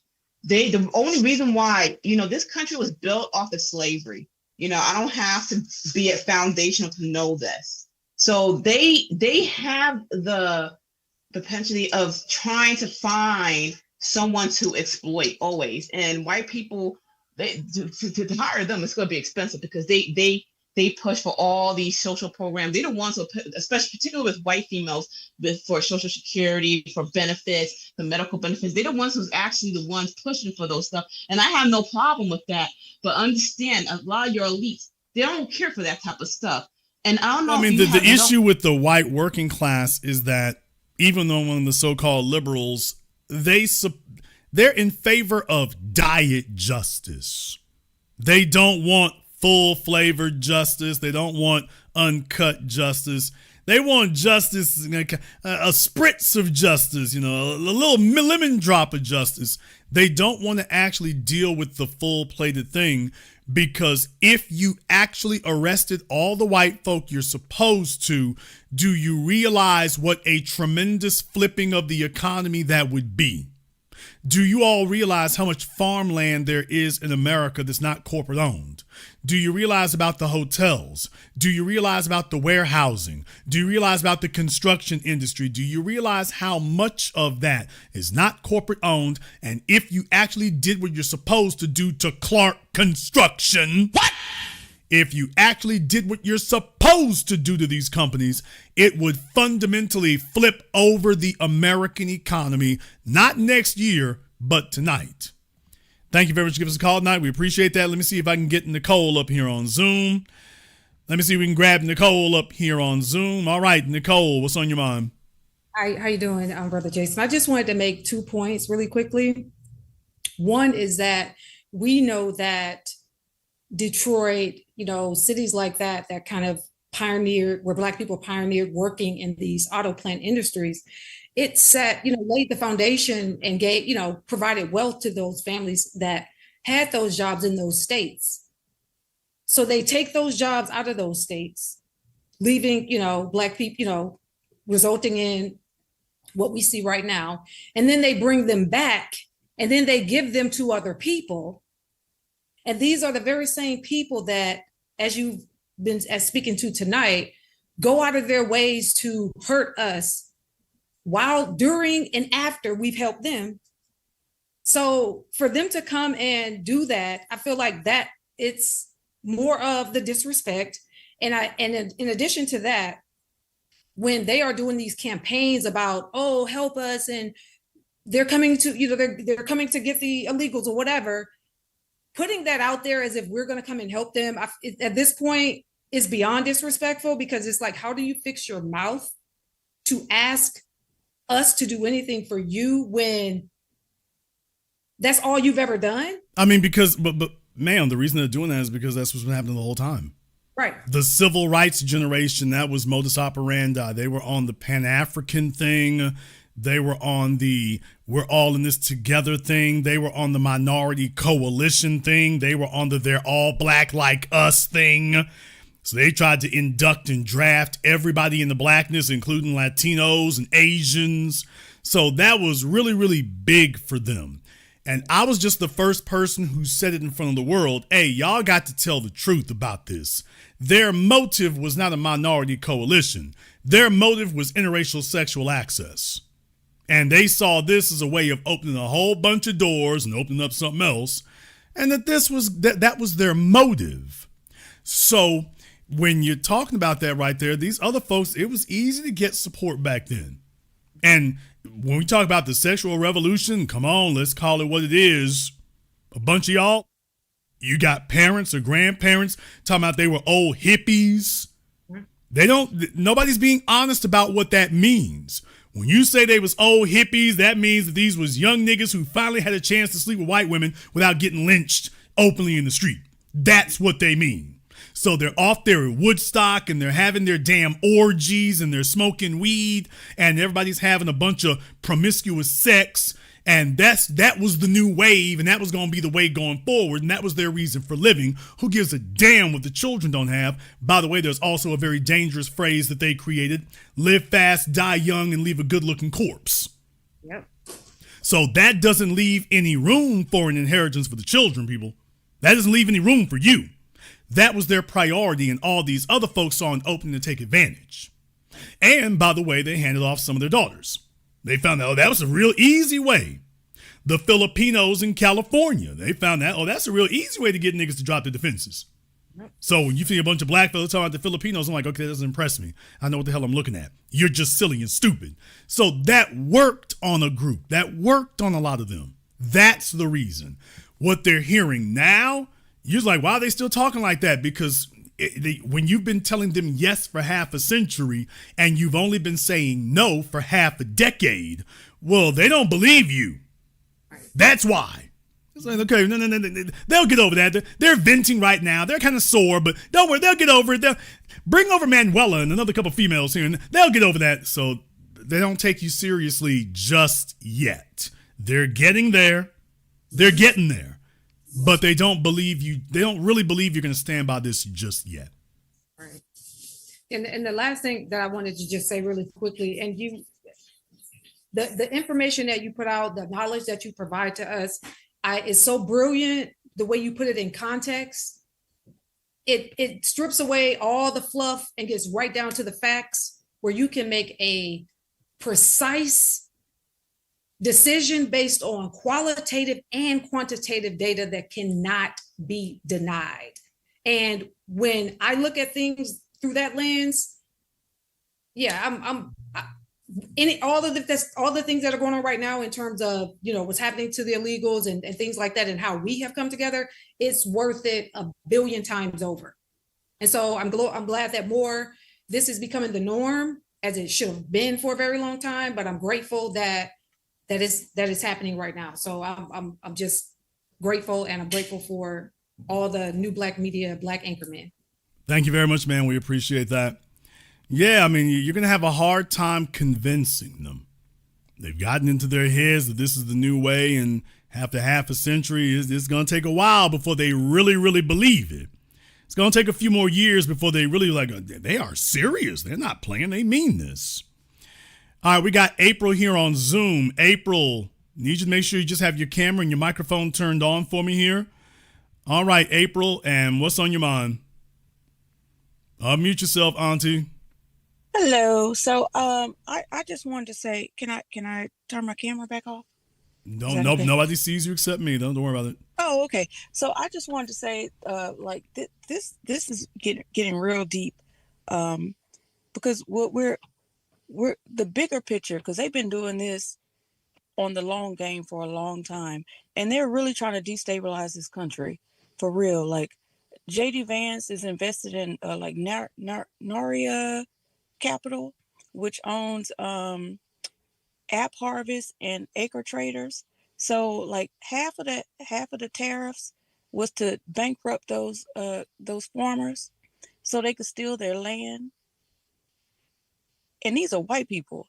They don't care. They are trying to build a technocracy oligarchy full of OpenAI, Palantir, and all these people, so they can control every aspect of this country. So you know how well, I mean, they let that in through the front door. Yeah, you've heard of company you go towns, all the right? way back. This is way before now. You have to go all the way back to IBM. You go all the way back to Microsoft, when that was the big unofficial beginning of the information age. When you go all the way back then, they've been talking about this stuff, and everybody was cool with it so long as we were at the bottom.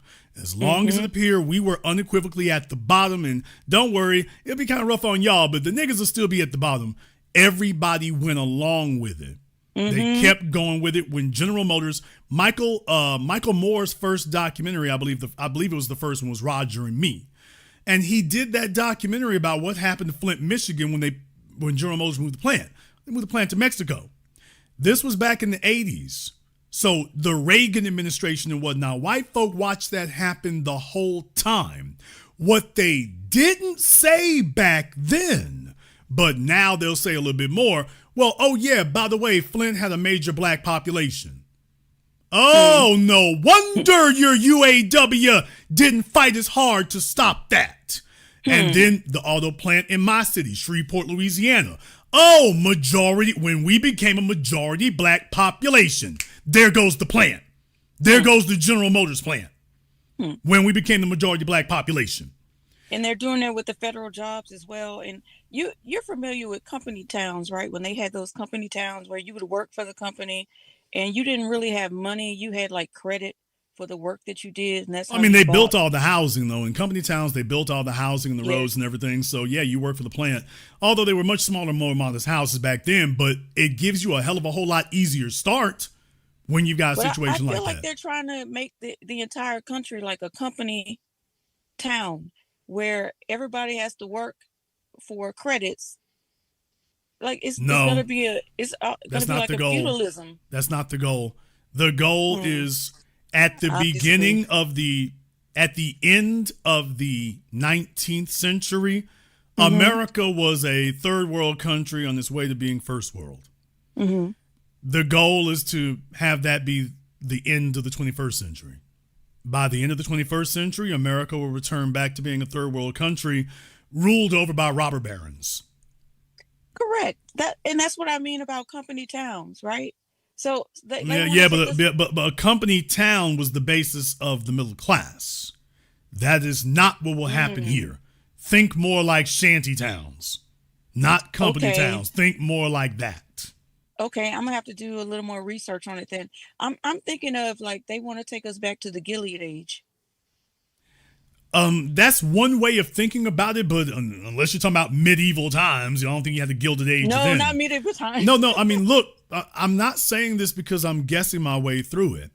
What I'm saying is that you can't open air rape the daughters of people in an industrialized society that has a concept of a middle class. You can't go Jeffrey Epstein in that environment. And that is one component that they are requiring. They want that. Well, you can only do that in a third world country. Just do that rampant and get away with it. You can't do that in a first world country. You can only do that in a third world one. So that's one of their major motivations for doing that. Well, may I ask you this then? Because you mentioned about being a third world country. Okay, so we pretty much, well, not we have nothing to do with this shit. I can curse, right? We have nothing to do with this. Like Trump basically tried to isolate India. India and China have now made amends and are aligned with Russia.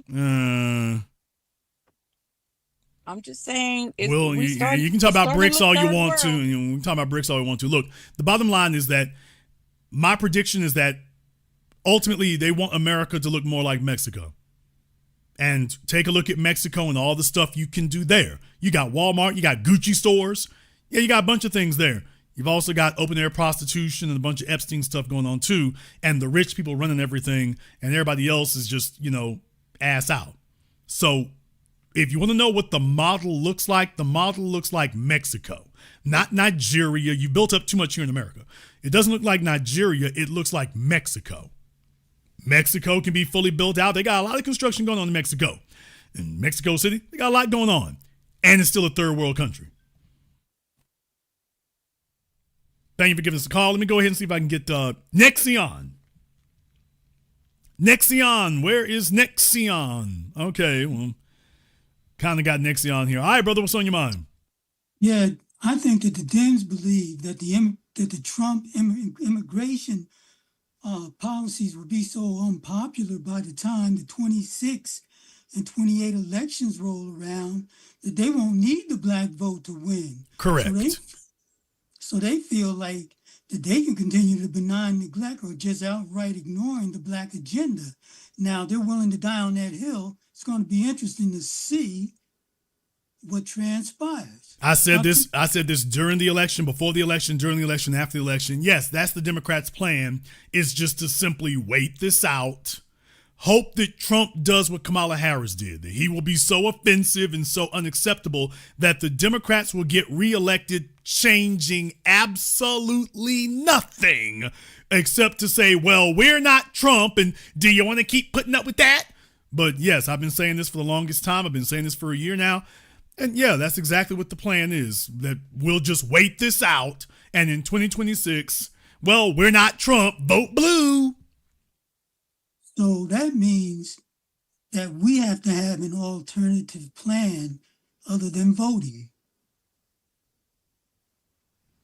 Correct. Which is what we're doing. Is it written down anywhere? I mean, is there any institutions being formed? If you don't believe me, ask the Democrats. No, I'm asking this. Yeah, don't know. Okay, but I could lie to you. So don't lie. No. I'm saying I could lie to you, but don't believe me. Believe the Democrats. If you doubt things are changing, if you doubt there's a problem, if you doubt that they're worried, if you doubt that they feel like this is really tenuous, don't believe me. Ask them. Take a look at all the programs I've done showing you where they're circulating, hey, we're in big trouble here. We're hoping this works out, but what if we get to 2026 and people are not nearly as upset with Trump as we were hoping they would be?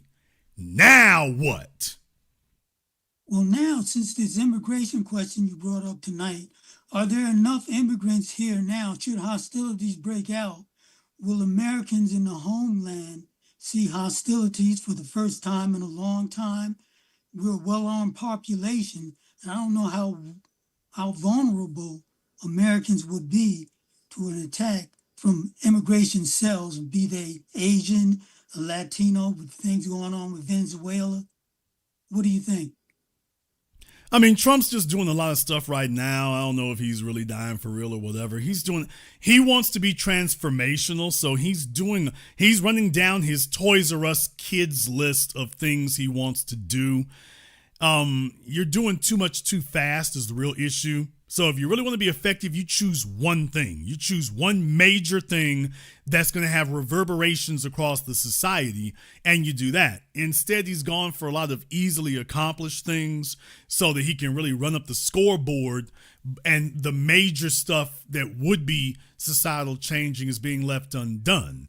And of course, the bankers are running wild behind the scenes. So Scott Bessent and the rest of them, we've already done that program on them, but the bankers are running wild behind the scenes. So that's really what's going on. You don't have a populist government, you have an anarchist government is what you really have. It's one big gigantic free for all.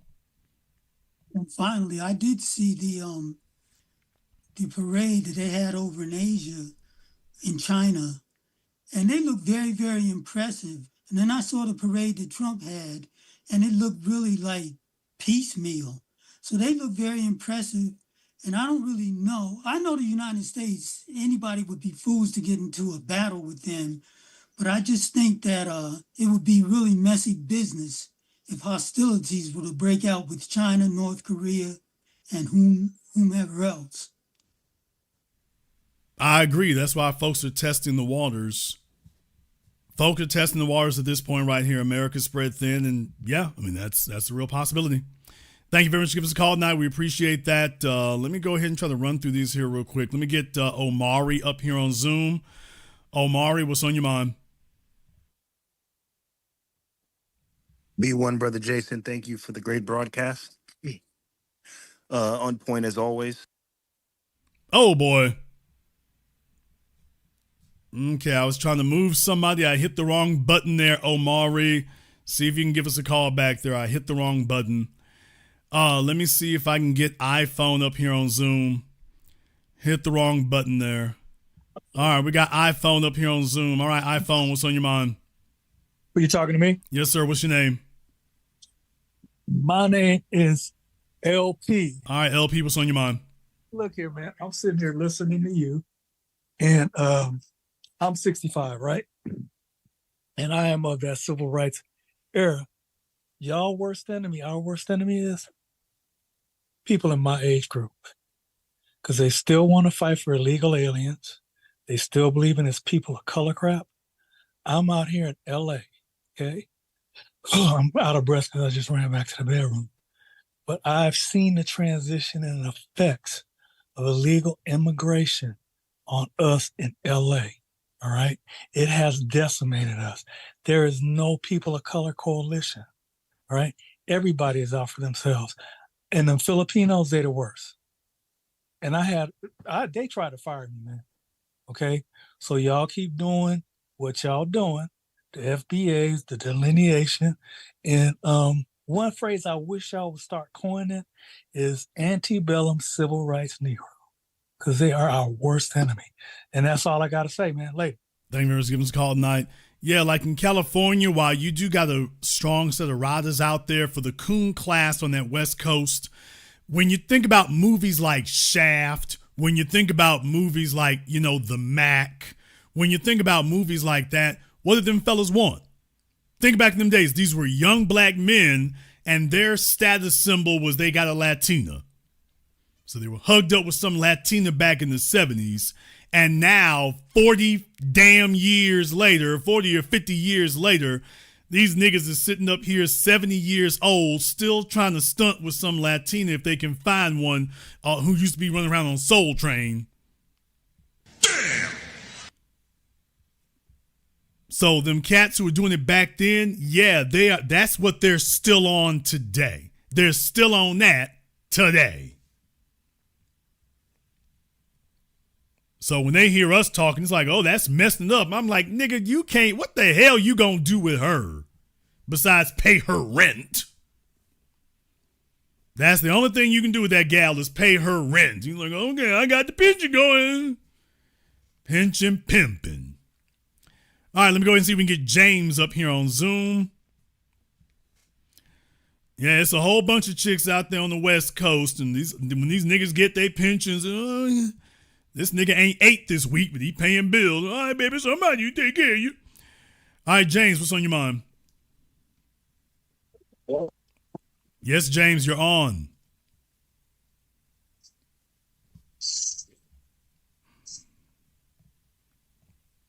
James, you are on. Your connection's janky as hell, but you're on. Got my phone water. All right, James, and I'm sorry your Obama flip phone is not serving you faithfully today. His Obama flip phone is not doing right by him. Let me go see if we can get Malcolm up here on Zoom. Yeah, y'all, some of y'all still holding on to your Obama phones. It's just they got the Obama phones and the Biden base pipes. What? And it's a madhouse out here.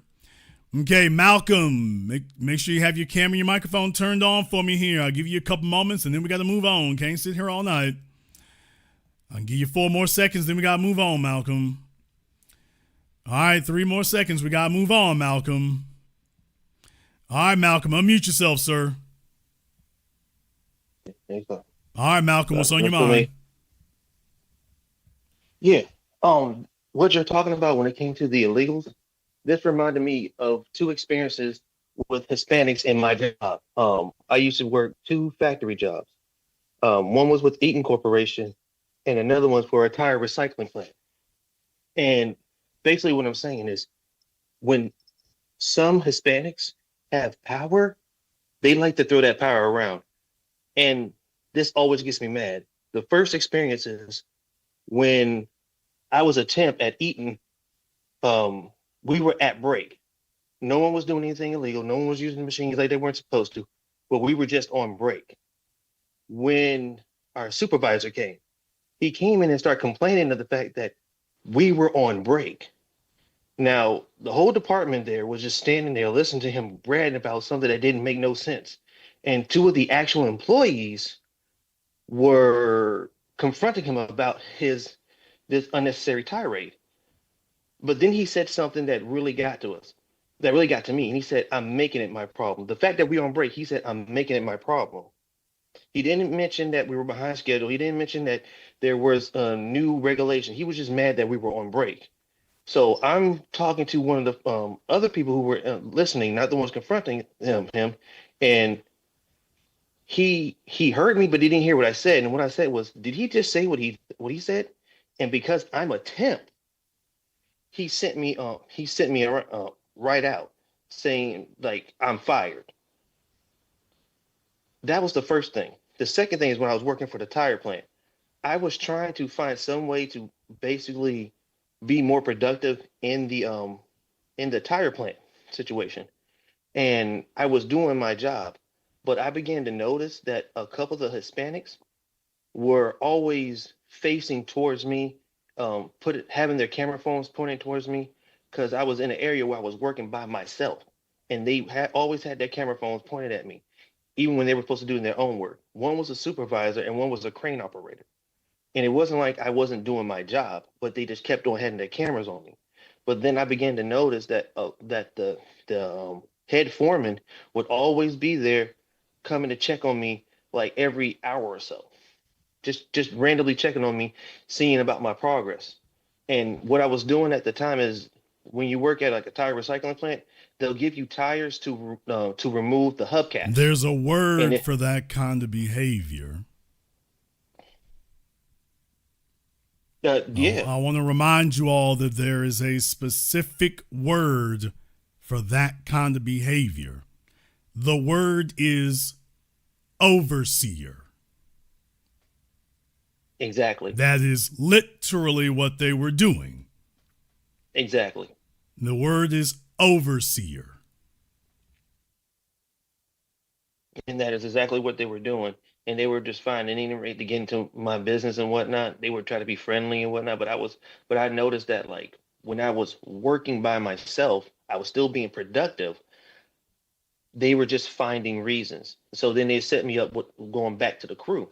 Well, one day, my foreman, who was really cool, had to go because he was sick and he had to be off for a couple of weeks.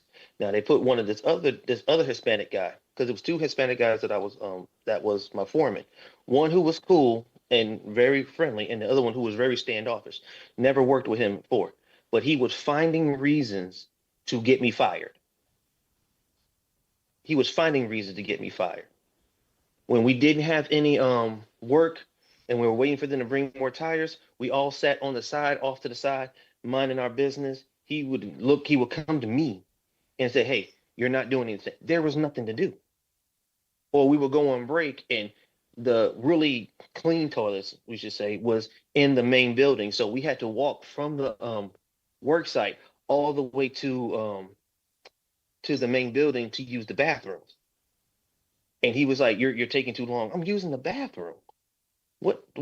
How it's almost a 10-minute walk to the main building. How fast do you want me to use the bathroom?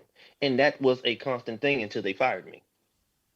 But yeah, I totally understand. And the reason I bring that up is how many of those were actually legal citizens? I mean, it's the same thing I was talking about in Dallas from 30 years ago. If the fast food restaurants, that was really a major wave that happened in Dallas 30 years ago. When they hired one Latino, one Mexican there, if they became manager, that was the last time a non-Mexican, non-Latino got hired. Once they became a manager, that was it. Yeah, or even worse, they would hire Black Americans and then cause issue for them just to be like, "See, we need more of us because we're hard workers. You see how this one's person." It was pretty much like we need somebody to compare us to. So if we're even doing our work and we're doing it properly, we're doing it efficiently, we're doing fast, they will cause issues and be like, "We can't have you around no more. We have to find." But here's the thing that's bothersome to me. Hearing about you as a temp worker, meanwhile you got damn near 500 illegal South Koreans working at the damn car plant in Georgia. So you're temporary, what you doing. Meanwhile, the permanent jobs over here, you got 500 South Korean illegals standing there. But then you're going to tell about the black folk who ain't working and underemployed and what they're not doing and dealing with a temp job. Well, you don't need a temp job if you're working at the car plant. Mm-hmm. Furthermore, you wouldn't be dealing with some of that nonsense you're going on, and you're protected by the union. So, yeah, the ability to play some of the little games right there, that just flies out the window. Yeah. Very true. That's the reason that kind of thing happens. Thank you very much for giving us a call tonight. We appreciate that. Let me see if I can get Brandon up here on Zoom. Let me go ahead and see if we can get Brandon up here on Zoom. Yeah, y'all, that's a racket they keep using there. So they'll get you up out of there. Next thing you know, they get 3-4 illegals up in there. See. All right, I'm looking for Brandon up here on Zoom. Where you at, Brandon? I'm right here, big brother. Can you hear me? Can you see me? I know it's dark up in my truck, man. All right, brother, what's on your mind? Brother, man, just want to say, man, you definitely hitting up some high notes tonight, man. So I definitely had to go ahead and call on in, especially my hometown of Flint, Michigan, man, tonight, because you are definitely right. When Flint, Michigan became a predominantly black city, that is most definitely when they took out all the industries out of that city. And one dang on thing, these definitely people like Jasmine Crockett and really point on out is how did black people become such a powerful, dominating force in the places like Detroit, Flint, Cincinnati, Cleveland, St. Louis, and Milwaukee, Chicago. And the reason we came on up there is because of all the industrial work that was there. We come for where the good paying jobs are. That's why we're such a predominant force in so many of these areas. That's why we're the majority in some of these towns and cities like Detroit, Flint, Gary, East St. Louis. We came there for the industry. So we'll work. We're just not going to go ahead and work for free. So yeah, we've never really needed immigrant forces. We've always been able to always been been a great working force and have always taken on these jobs at any cost, except we just want to get direct pay. And it was only when we became the majority, or at least the majority of the portion of the working force, because we're always sitting around that 30-40 percentile. That's when they wanted to take away the industry there. And let's keep it real, a lot of them niggas still up there though is still trying to hope and wait for the industries to come back. Let me remind you all of something here. Oh. So. Oh, hello. Yeah, let me remind you all of something. Your General Motors plants, for example, in Flint, Michigan. Hey, brother. Yeah, you're still there, Brandon. I don't know if you hear me or not. You're still there. Now. Yeah, now I can hear you now. Okay. When Flint, Michigan, Detroit, Michigan, Shreveport, Louisiana, you're dealing with majority black populations. Next thing you know, close the plant. Yep. The city where General Motors makes their engines is Tonawanda in New York. Not in the deep south, in New York. Tonawanda, New York. And then you go take a look at the racial makeup of Tonawanda. 87% white. What? It's the year 2025. And the place where General Motors actually creates their V8 engines, Tonawanda, New York. Isn't it amazing that they didn't go to the deep south or nothing like that, while they went to the whitest city they could find in New York?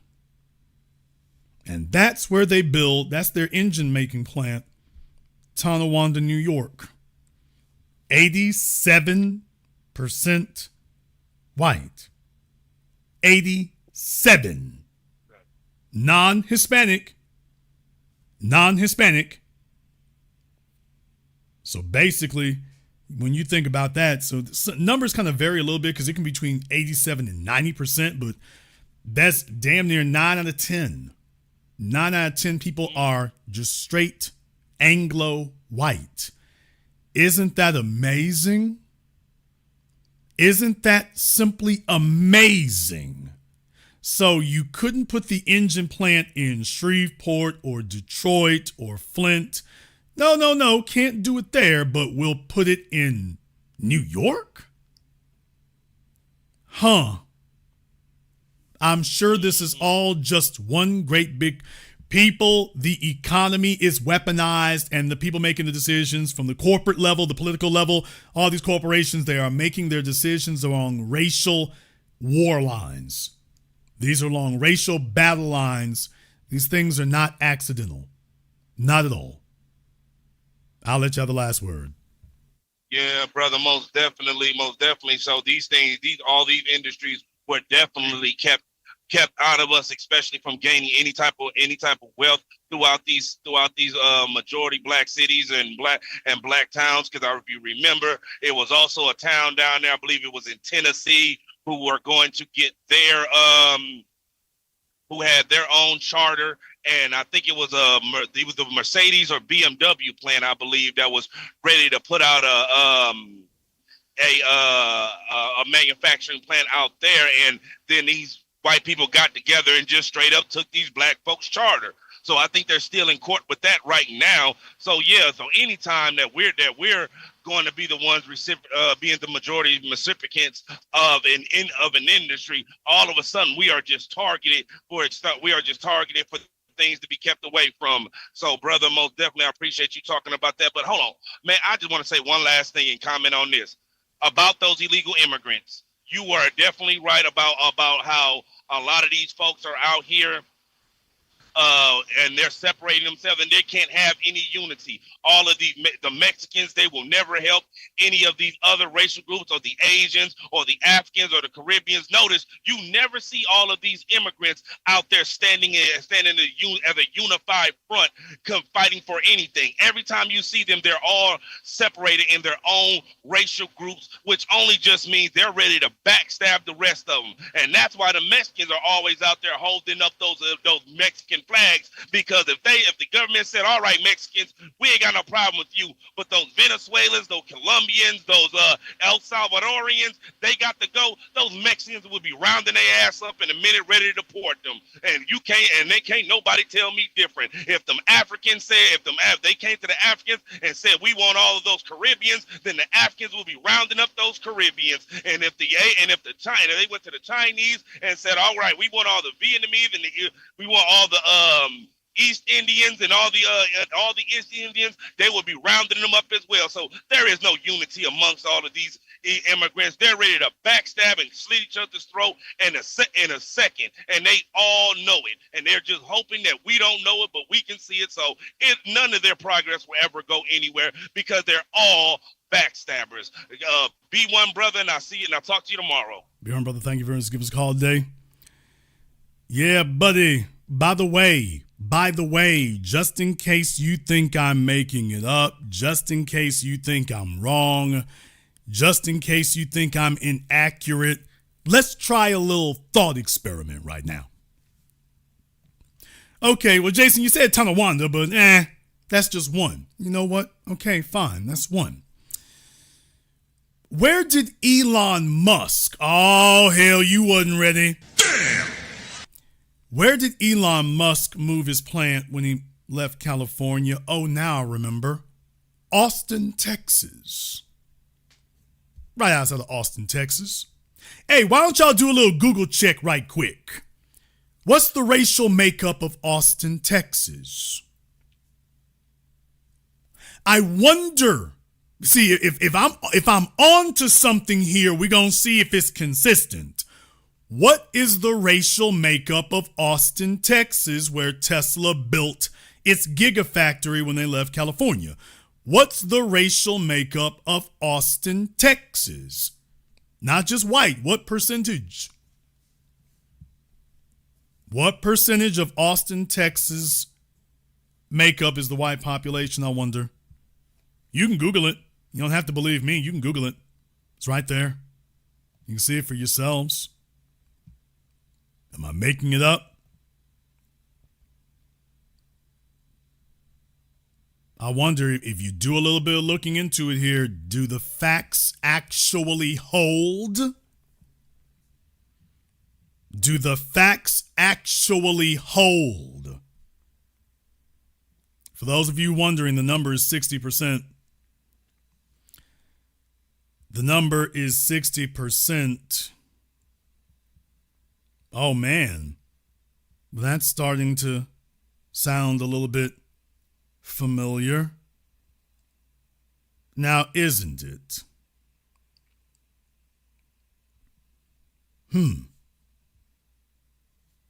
Oh, well, I'm sure there's nothing to it. Right? Right? Nothing to it. Oh, yeah, one more thing. That Hyundai plant, nigga, you ain't ready for this. One more thing. That Hyundai plant that we've been talking about. Hey, can somebody go look up where that plant is right quick? Because you see, Jason is just out here freestyling and making up things as he goes along. So, hey, by the way, since Jason is just fabricating all of this, little thought experiment. Can we go just look up where exactly is that plant? Ella Bell, Georgia. Oh, okay, says right here on CNN, Ella Bell, Georgia. What's the racial makeup of Ella Bell, Georgia? I wonder if we go look up the racial makeup of Ella Bell, Georgia. Y'all stop wondering here. I'm telling you where it is. It says so on your screen. Ella Bell, Georgia. Folks, simple Google search. Tonawanda, New York. Austin, Texas. Ella Bell, Georgia. What's the racial makeup of Ella Bell, Georgia? Oh, man. Not a little bit. It ain't a little bit.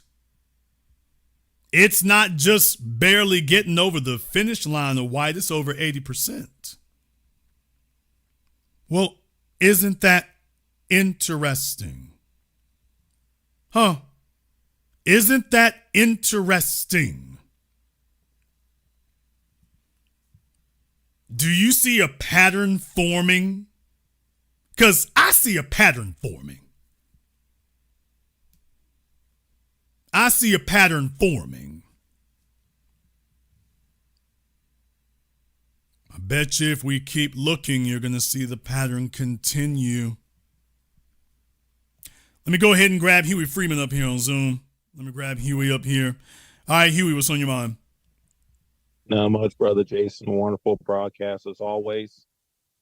I find this interesting that black folks, we don't have a lot, and we get undermined, we get sabotaged, but we got all these other groups who have a bunch of resources, not only getting it from white people here, but they get it from their homeland in their parts of the country. So the question I ask is, like, why do they keep coming to us for us to fight their own battles when they have mass amount of money? They have a lot more influence. They got all the politicians. They got a whole caucus backing them up, but they come to us for some protection. Why do you think that is, brother? Well, because that's what's worked before. Their politicians don't actually even serve them is the issue. They do a good stump speech and whatnot, but remember, most of your Latino politicians identify as white. Ain't that right, Ted Cruz? So you see, it's very, very hard. They're finding it's very, very difficult when the rank and file wishes to be white and identifies as white themselves. Then your politicians get up there as white, but then you get an Anglo like Trump who's like, yeah, not you. And then the white politicians, ain't that right, Marco Rubio and Ted Cruz? Do you need me to go down the list? Yeah, so the folk they elected, they over here on the Anglo train. They riding in the Anglo car. And so the rest of you, when they show up, you just sitting out here on your own. So they're voting for people and they back people, but then they want to scramble at the last minute for something. And the problem they have now is the political will is not there. You know, the illegal alien thing, folks are just done with that. They're done with that. And the what they were counting on was this was going to bolster their numbers in certain places and everything was going to be all sweet and all good. And folks are just like, yeah, we've had enough of that. Fair point. Another question is that I remember that we used to have all these Hispanics and all the Asians going up against us for the affirmative actions and all the benefits from, we're getting, like, you know, the American Cholo and Don Yap and all them, the Asian Don, just a few people I'm naming off. I noticed that they're awfully very, very quiet. You don't hear nothing from them at all. You notice that? Yeah, everything gets quiet when it's time to. You're stuck in a hard spot. What do? You can't talk against Daddy Trump because at the end of the day, they want white acceptance. They're not going to let that go. That was the whole reason they came here. So what do you do when white acceptance is turned against you? Do a bunch of protests and a bunch of squealing, but you cannot talk about white supremacy. You can't do it.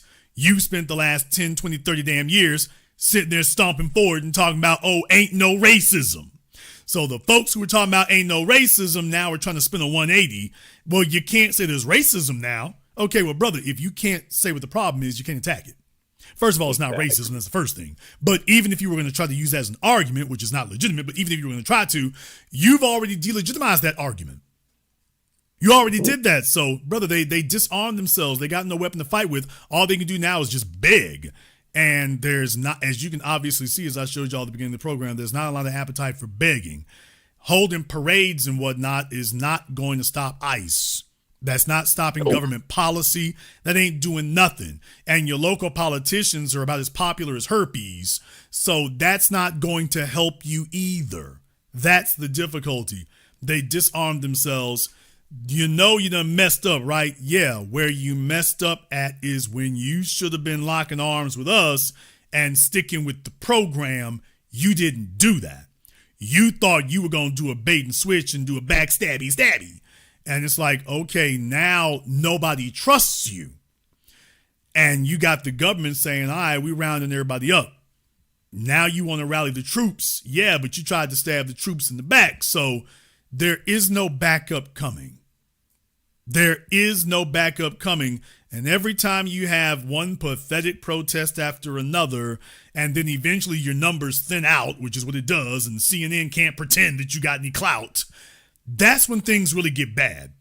Because now it becomes more popular to keep pushing Trump's line. Now you reach a point where it's tipped over, and now folks can really put the foot on the gas of it, and away we go. Yeah. Yep, and they also, some of them, when they came over, they were already disrespectful of black folks. And when you start killing black people who haven't done nothing to you, you can't come to us asking for support. That's not going to happen, and it won't happen. Yeah, I mean, the interracial sexual access wave is really played out. That was a big wave for a minute. It was there for a minute. Let's call it what it is. From the late 90s to the early 2010s, that was still a thing. It's not a thing anymore. That doesn't really sway like it used to anymore. You still got a few clowns out there. They still bound at the altar, but that's not this really predominant force and this really groovy, trendy thing to do anymore. Now that you don't have that, it's like, yeah, there's no more customers. Thank you very much for giving us a call tonight. We appreciate that. Yeah, that wave just fizzled out. That wave fizzled out, and what do you do when there are no more buyers? See, it's the time to have a conversation about these things, and that wasn't what was happening. The time to get on the train with us was 40 years ago, 30 years ago, when you started getting together with the Blancos, and we're going to do it like that. Okay. We're going to do that. Hold that energy. But do not try to ride on the coattails of our legitimacy. Don't try to do that. That's not going to work for you. Not going to work for you. It's a new day.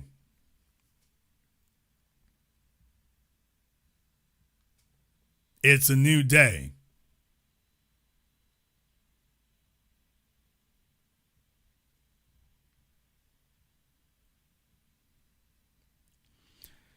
So going forward here, folks, there's a whole bunch of people about to learn a whole new lesson. They're about to learn a whole new lesson here. In the chat room, Jake Plummer, I'm wondering who you're referring to. I don't know. Who is Jake referring to?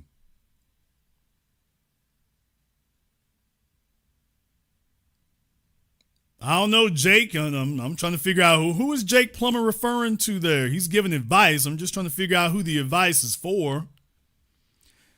I'm a little curious there, Jake. I might have to throw this back up here so we can talk to you, but I'm just curious who the advice is for. He's handing out advice. He's handing out strategic, tactical advice. I can certainly appreciate that. I'm just a little bit curious who he is offering the advice to. If he's offering the advice to us, then by all means, I insist on getting more information. So I'd be very interested in finding out what that is. If there's more advice being offered to us, sure.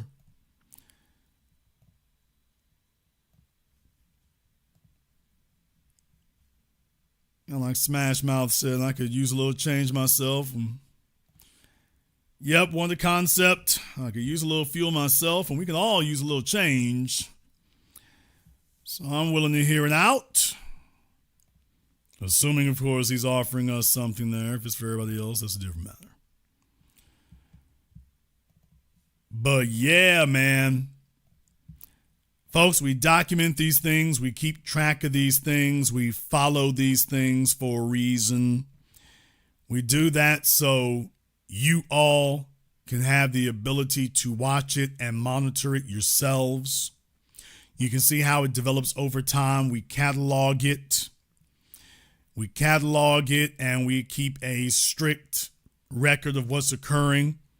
So that as time goes on, you can see how the events have developed and played out. If what we were saying was wrong, then you'd have the ability to demonstrate it's wrong.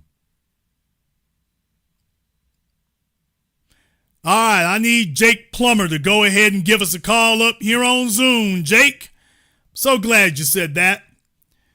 I was going to go ahead and wrap up the Zoom right quick, but as a matter of fact here, Jake is offering us some advice. So by all means, we can definitely use advice. We can definitely use that. So let me go ahead and pop that link back up in the Zoom right quick. I thought we was about to pull the plug. Like Rick Ross, my city, one big hospice, I can pull the plug. I thought we was getting ready to do that, but let me spin the block.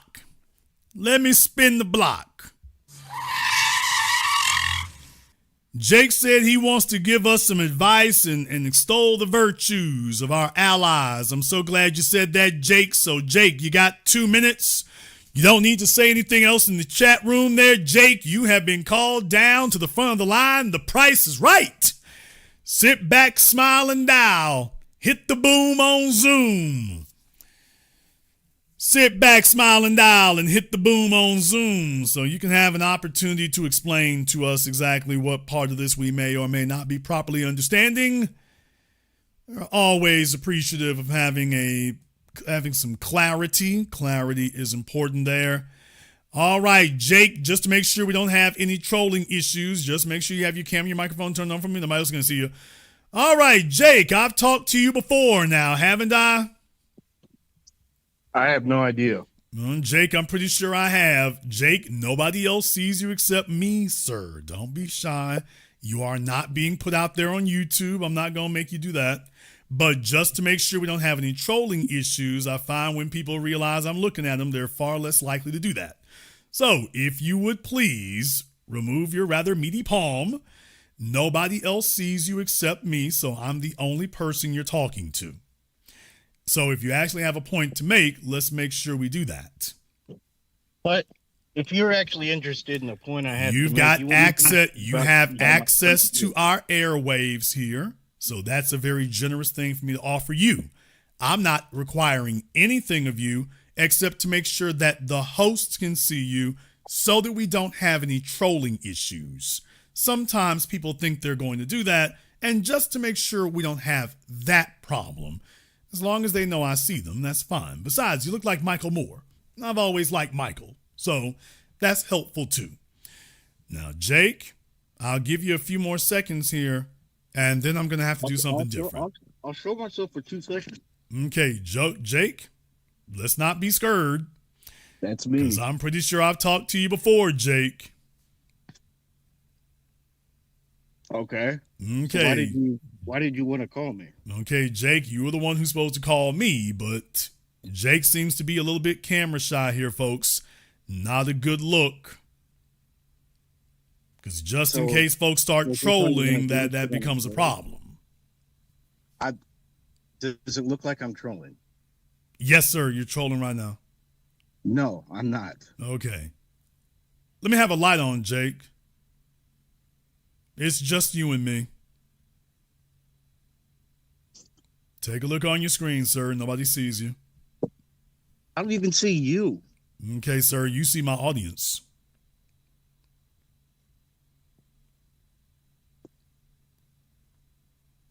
Jake is over there chain smoking right now. Jake, calm down. Hawk. First of all, those things will kill you. That's the first thing. What are you so nervous about, Jake? I'm not nervous. You are over there huffing and puffing on them Marlboro Lights or Virginia Slims. I don't know what it is. Let's get down to business here. Okay, and what do you think the business is, Jake? I don't know. You were giving us advice, Jake. I'm good advice. It's going to be hard for you to talk if you keep puffing on a cigarette literally every 5 seconds. Man, shut the fuck up. You were giving us advice. Free fucking country. Okay, well, Jake, that's not very polite of you. Not polite to do what you're doing either. Shit. Okay, what am I doing that's not polite, Jake? Okay, stop talking like that. Okay, If you're stop not- talking if like you're not what, gonna get down to Jake? business, then I have no. Stop talking like what, Jake? I don't know what you mean. What do you want to talk about? You were the one in the chat room. Okay, Jake, here's what we're going to do. I don't know if you're smoking meth or whatever the case may be, but when Jake stops being cowardly, maybe he can talk then. It looks like Sin City. When you start cursing at the host, folks, by the way, that's the trolling I was referring to before. People usually mind their manners a lot better when they don't have the opportunity to do that, but by the way, that's what I was referring to. In any case, yeah, Jake was a real ratty looking dude up there, to be totally honest there. He's been sleeping under a bridge. It looks like one of the addicts on Breaking Bad. What? So Jake wants to convince us all of what we need, but Jake needs a bath and some rehab. Jake is trying to convince us of what we need. Jake needs a bath, some soap on a rope, and a very committed rehab counselor. That's what Jake needs. Jake needs a clinic with a very dedicated detox unit. Jake needs a new shirt and some Narcan. Damn! That's what Jake needs. Jake needs a change of clothes and some Narcan. And I believe that it will start him out on a new lease on life if we can get him there. If Jake can get there, he'll even on out.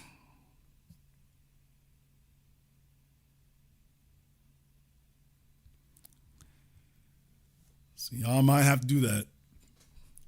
Nah, I don't know if root work gonna work for him unless it's redwood root work. What? If the root's from redwood, that might help.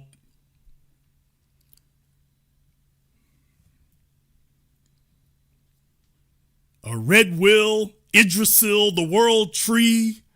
Y'all remember that big ass tree from the movie Avatar, James Cameron's Avatar? Y'all remember the big old tree there? Y'all remember, if that's the root, that might work. It's, those little herbal roots, I'm like, oh, I don't know if that's going to get the job done. I don't know if that's going to get the job done. You know, unless the root came from that tree in the movie Avatar, unless it's the root from that one, I'm skeptical. I don't know if them little herbs gonna get it. They might, but I don't know if they're gonna get it for him. Like, not unless you can chop them up and put them in a pressure washer. Damn! If you can chop them up and put them in a pressure washer, that might work. That might happen. You know, you go to the car wash and they got the brushes there, you know, to spit the soap out of it. They got the brushes to spit the soap out of it. It's like, okay, I got everything I need right here. I got soap, I got water, and I got distance. I got soap, water, and about 6 feet of distance. Might be able to pull this off. Might be able to pull this off. Just might.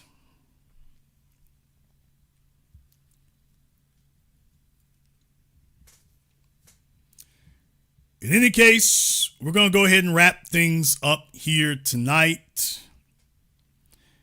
We're going to go ahead and wrap it up here tonight. I want to thank everyone who has contributed to a nice program on PayPal, Super Chat, Venmo. Shout out here to Fear to None, Don La Simpson, V4 Vengeance, C. Avery, and everybody else here who's contributed to a nice program. If you are new here to the Black Channel, welcome to the haven of all your intelligent Black talk. Click that red subscribe button. Click that yellow notification bell. Join us each and every time that we're here. If you haven't been to our website, blackchannelfilms.com, check out our groundbreaking, best-selling documentary work. That's at blackchannelfilms.com. That is blackchannelfilms.com. I'd like to thank all of you for tuning in to tonight's program, live or recorded. Thank you for liking, subscribing, and sharing. And this concludes tonight's broadcast of the Black Channel. I am your host, your brother, your humble servant, the Black Authority. And until next time, my brothers and my sisters from around the world, remember, black is the future, and the future is uncompromising. What you gonna do? What you gonna do? What you gonna do? What you gonna do? What you gonna do?